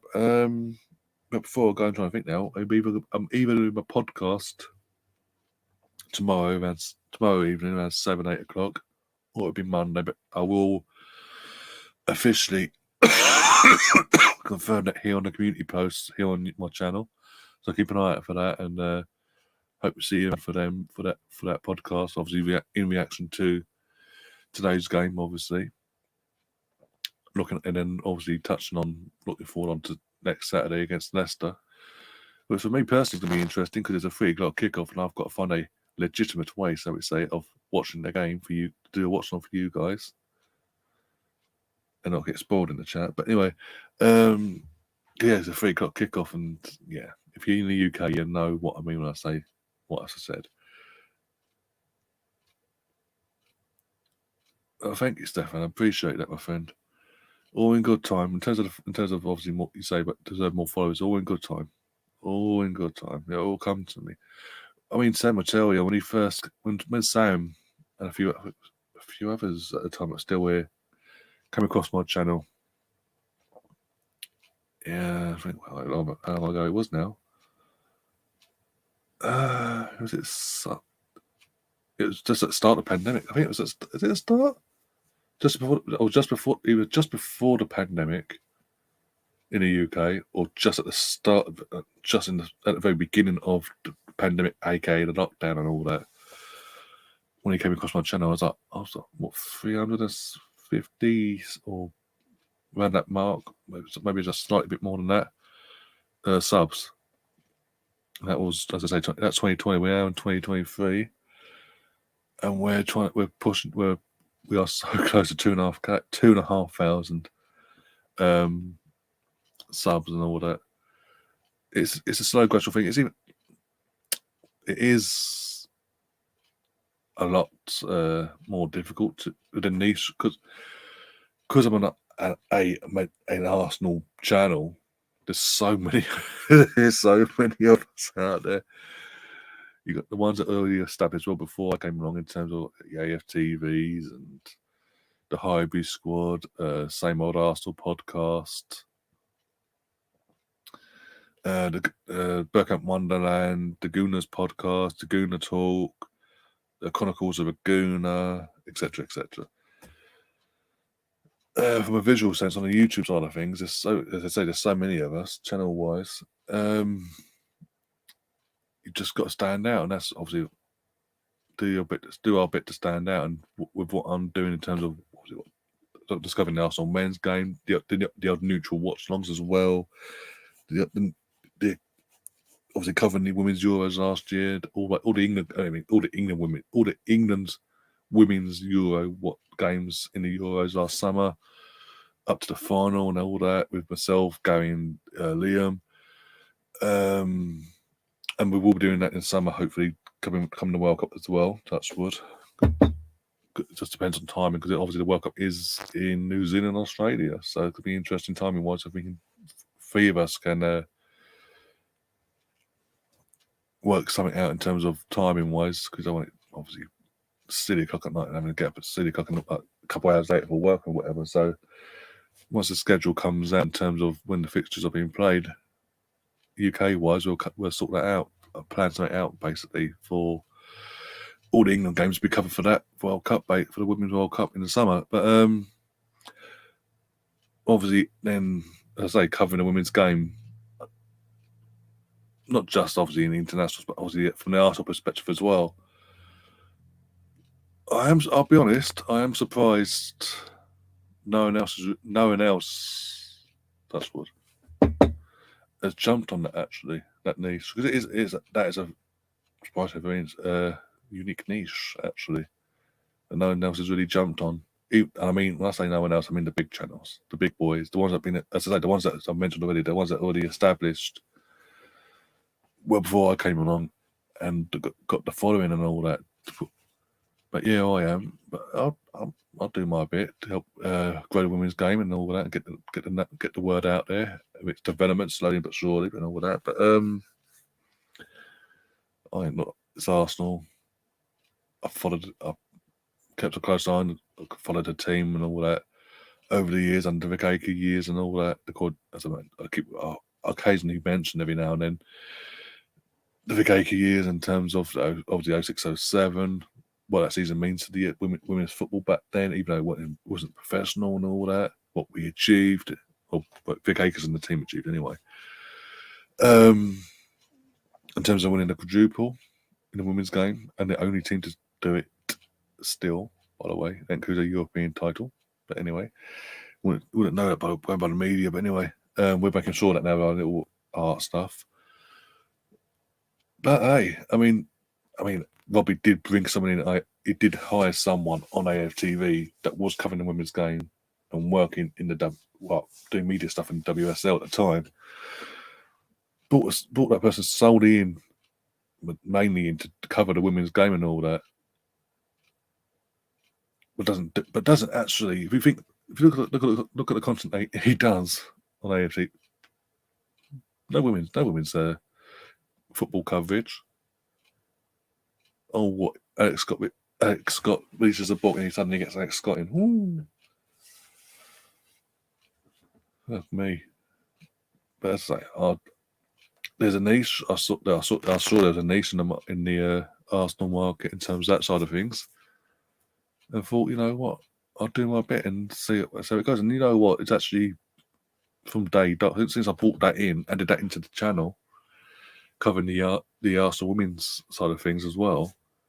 That's if anything, that's actually helped me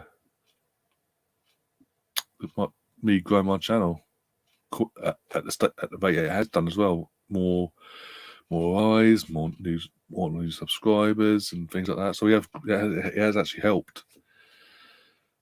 But long way and all may continue. And obviously, I'm looking to do more things in terms of the Arsenal women and things content wise and all that as well going forward. Other ideas that I've been thinking about doing, I've just got to put them into action now and see how it all plays out, basically.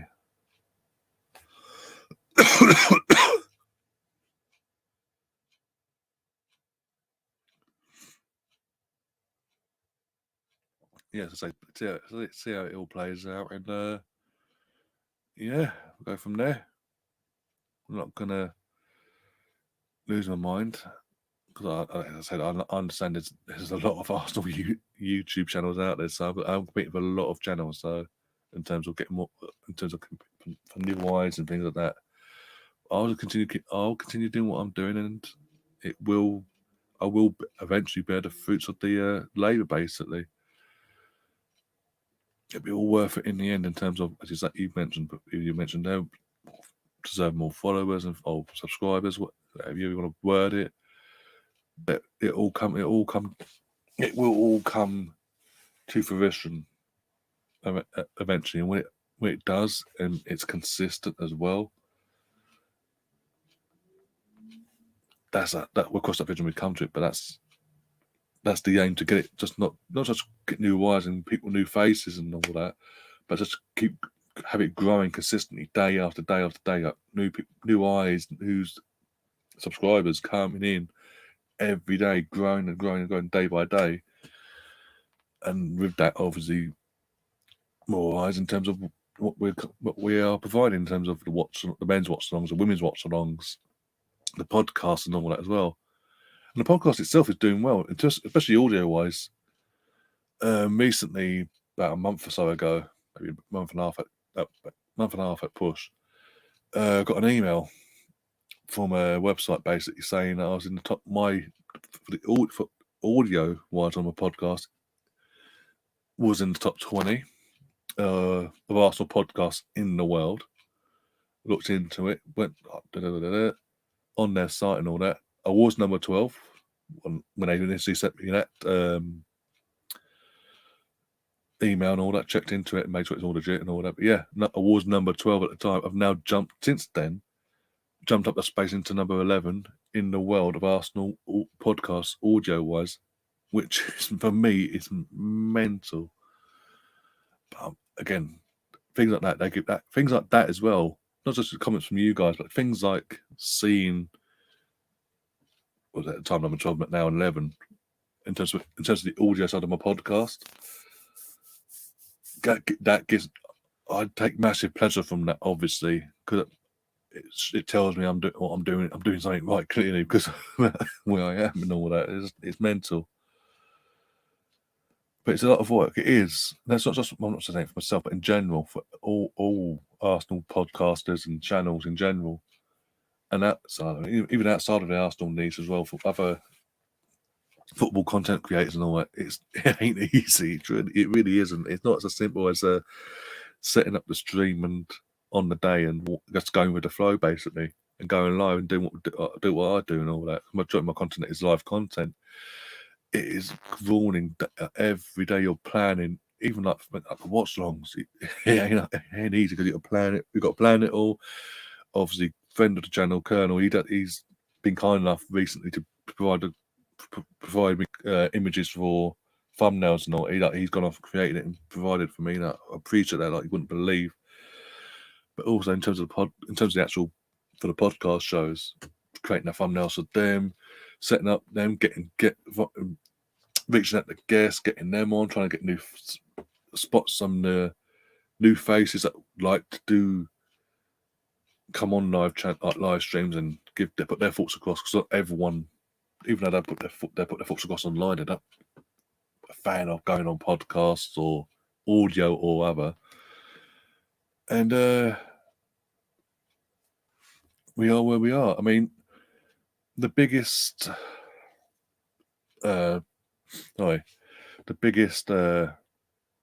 signal for me recently in terms of how the podcast side of things has been going, where it's going in the right direction, was back before Christmas when I had Paul Davis on for a special podcast, and we did a one-on-one interviews.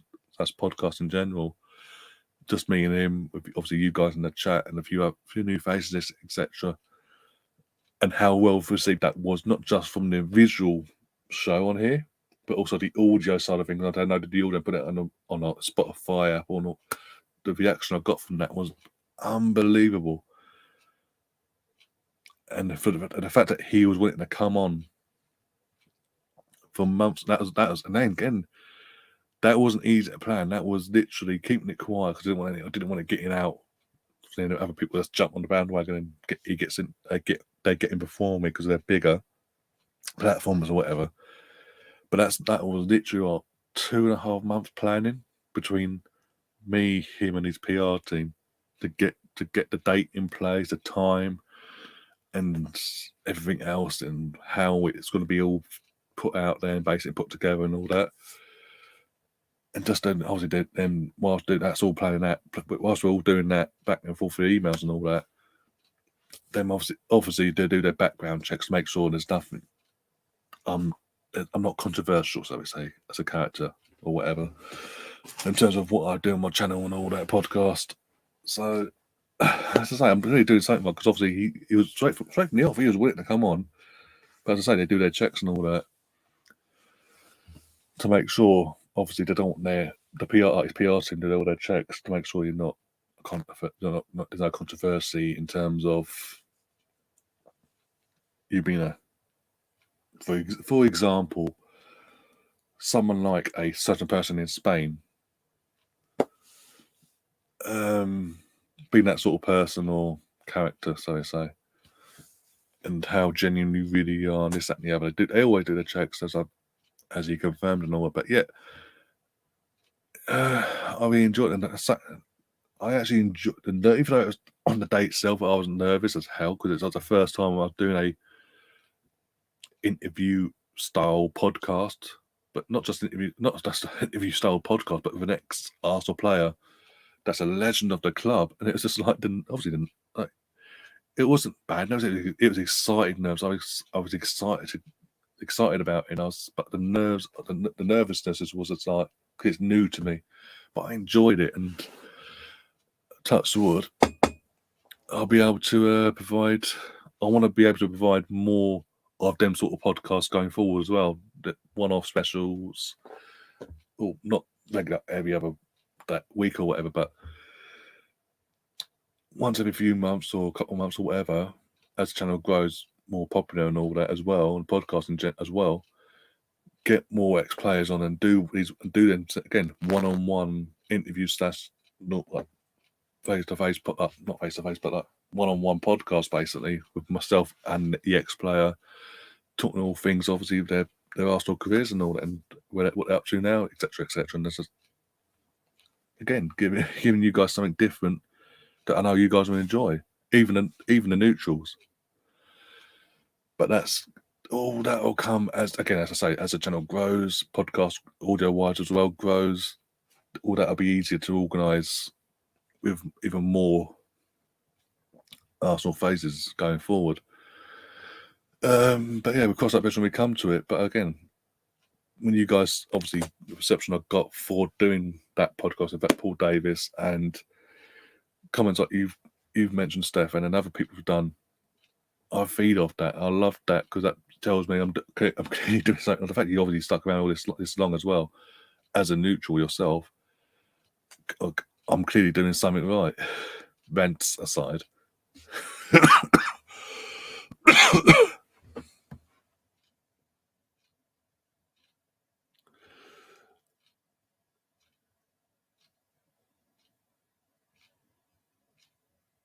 Let's go over the chat quickly because we've got someone from Twitch pretending to be my grandmother worked with Herbert Chapman. Yes, who really does as well, by the way. Earth plus plastic. What do you mean by he really does? Let's go through the chat quick before I got things up. I love your watch songs. You deserve more followers. I'm going through that already. Great stream, been a lot of fun. Do appreciate that. You got to put your name around, but YouTube is a tough gig. I'll do my bit. I do my bit in terms of my own self promotion and all that. In terms of mainly on Twitter, obviously, because where my biggest following is at the moment. But Twitter, I've got my YouTube page, Facebook page, and groups on Facebook as well. Called Mr. Arsenal Podcast. Go and give them a look, follow and like and all that malarkey as well. But Twitter, also, you know my Twitter handle. We've got Twitter, Mr. Arsenal 89 for that. And Instagram as well, the Mr. Arsenal Podcast Instagram page, because I was my original Instagram page got hacked last summer, and even when I jumped through hoops for Instagram, they never got my fucking page back, so I had to set up a new page and all that. So, but I do promote on all of them, but mainly it seems I'll do it on Twitter. But be it Watchalongs or the podcast or whatever, even the Paul Davis one itself, in terms of promoting that, again, like I said before, in terms of I didn't want anyone getting any sort of inkling what I was up to in terms of organising who I was having on and all that. So I don't know if it was a good thing or not, but I left it literally in terms of promoting it, in terms of confirming who was coming on for that podcast. I didn't announce the actual guest until the day itself. Like as soon as it hit literally midnight, and it's like what was it? I'm trying to think. It was like 12, 13 hours before the podcast was going out live. That's when I said I put it out. I pumped the life out of it, and even afterwards, I was pumping the life out of it. I started doing majority. I did it when I was enjoying myself as well. The watch-alongs, the men's, the women's, the England women's as well. The podcast side of things, when I do like the week-to-week podcast, I promote the life out of them as well, before and after as well. Right, in terms of afterwards, I'll grab a clip from a certain point of the podcast, and within the 2-minute 20 radius of Twitter, grab it, edit it, and all that malarkey, and get it out there and promote the life. I do my part. It's just, as I say, in terms of Arsenal itself, there's so many of us. It's unbelievable, but I'm doing my bit. I do also.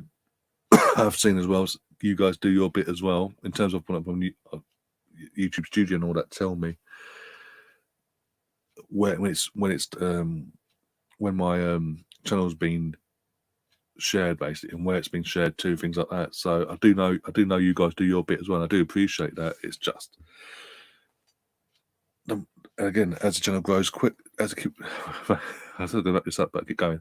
As the channel grows, more and more people will be doing that, obviously. But until then, it's heavily relying on myself and you guys to us to work together to, again, just promote the life out of what I'm doing over here. But I do appreciate what you do so far, so I'm not going to bitch about it. It is what it is. Oh dear, right. Stefan says, so if I go onto podcasts, you are there. You can, in terms of the audio side of because obviously the podcast I do for the match reactions and the Paul Davis interview and all that as well.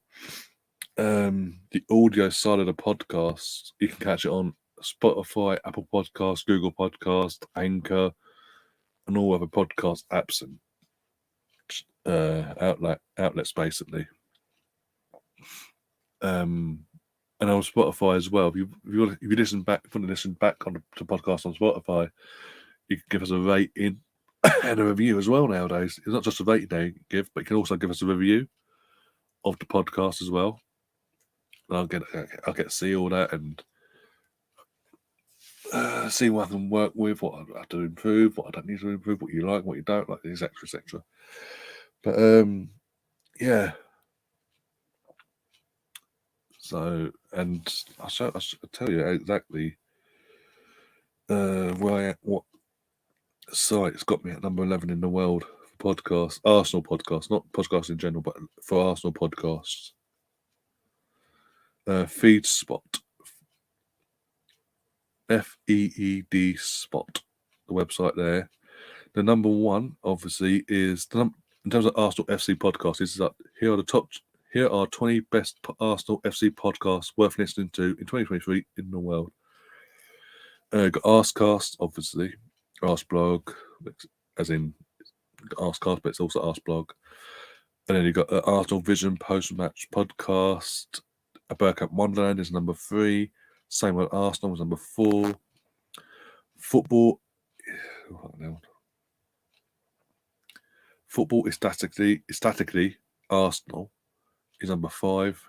Guns and Yellow Ribbons, number 6.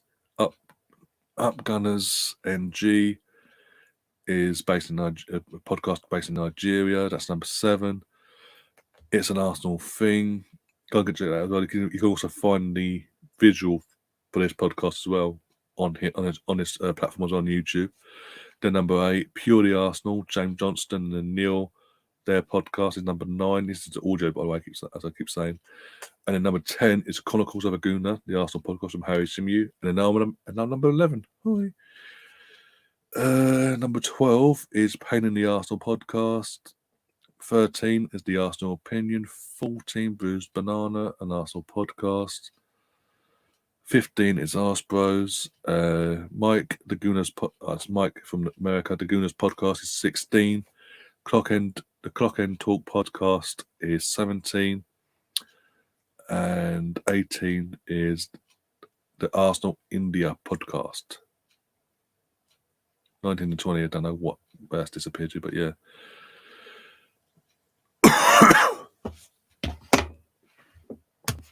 But I'm going to wrap things up now because, yeah, I've been going on a bit longer than I did go on a bit of a diverting, not van, but just a long way round, basically, to the answer, explaining things and talking. Just, yeah.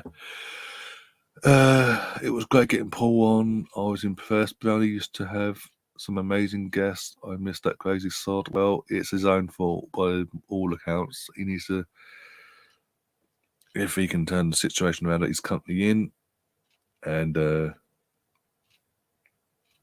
can I put this? Come back. Hopefully he learns a lesson, because this situation he's in is his own fault. But yeah, hope he does manage to turn things around and he's able to come back and all that. Hopefully he's learnt his lesson and seen a bit more of him. And as I say, hope he learns his main thing. I hope he learns his lesson, that side of things. This is a kick up the arse, basically, that he did. But aside from that, as I say, and then as I say, you're neutral. Certainly, the fact that you liked the fact I was able to get Paul Davis on and all that, and you enjoyed it as well, along with others as well. As I say, the amount of the rave reviews I got from you guys, not just you guys that are now here in the chat, but just people like the regulars that have been either on the podcast or channel or in the live chat or whatever. I was just really appreciate the feedback, and it was so morale boosting, put it that way. The feedback I got, and I appreciate every one of you that got back to me on that and gave me the feedback you gave me, because as I say, the fact I enjoyed I enjoyed doing that podcast with Paul. Earth plus plastic, calm the fuck down, motherfucker. No need to get slightly aggressive, but no need for it. Makes me want to do more with ex-Arsenal players and all that. And as I say, as a channel podcast grows, that will be an option, basically, going forward. But yeah, I'm going to wrap things up now anyway, because as I say, it's late. I need to get my sleep and rest because I am feeling like crap. I'm going to take the scoreboard down, and then we're getting out of here. Obviously, massive thank you to all of you in the chat. Not just for this stream, for the previous, obviously earlier stream as well, with the Arsenal Watchalong against Aston Villa. Massively appreciate all of you coming in today, and obviously we've all had a laugh, not just in this stream, but the stream earlier on with Gary and then Russ came in that second half and all that. Massively appreciate all that.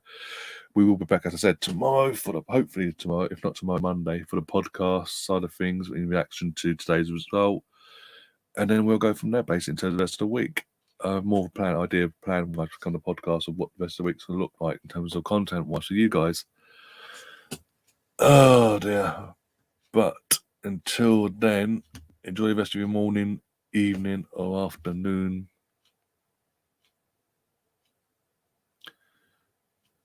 As a representative, it's a good night. Okay, anyway, moving on. I'll drink plenty of. Not just water, but drink plenty of fluid. It's just like coughing, like in damp air, because I'm asthmatic basically, and damp air and asthmatic, not a good mix. But it is what it is. This time of year and all that. But as I'm going to say, have a good morning, evening, afternoon, wherever you are in the world, and we'll see you on the other side. And as always, up the Arsenal. Come on, you Gunners.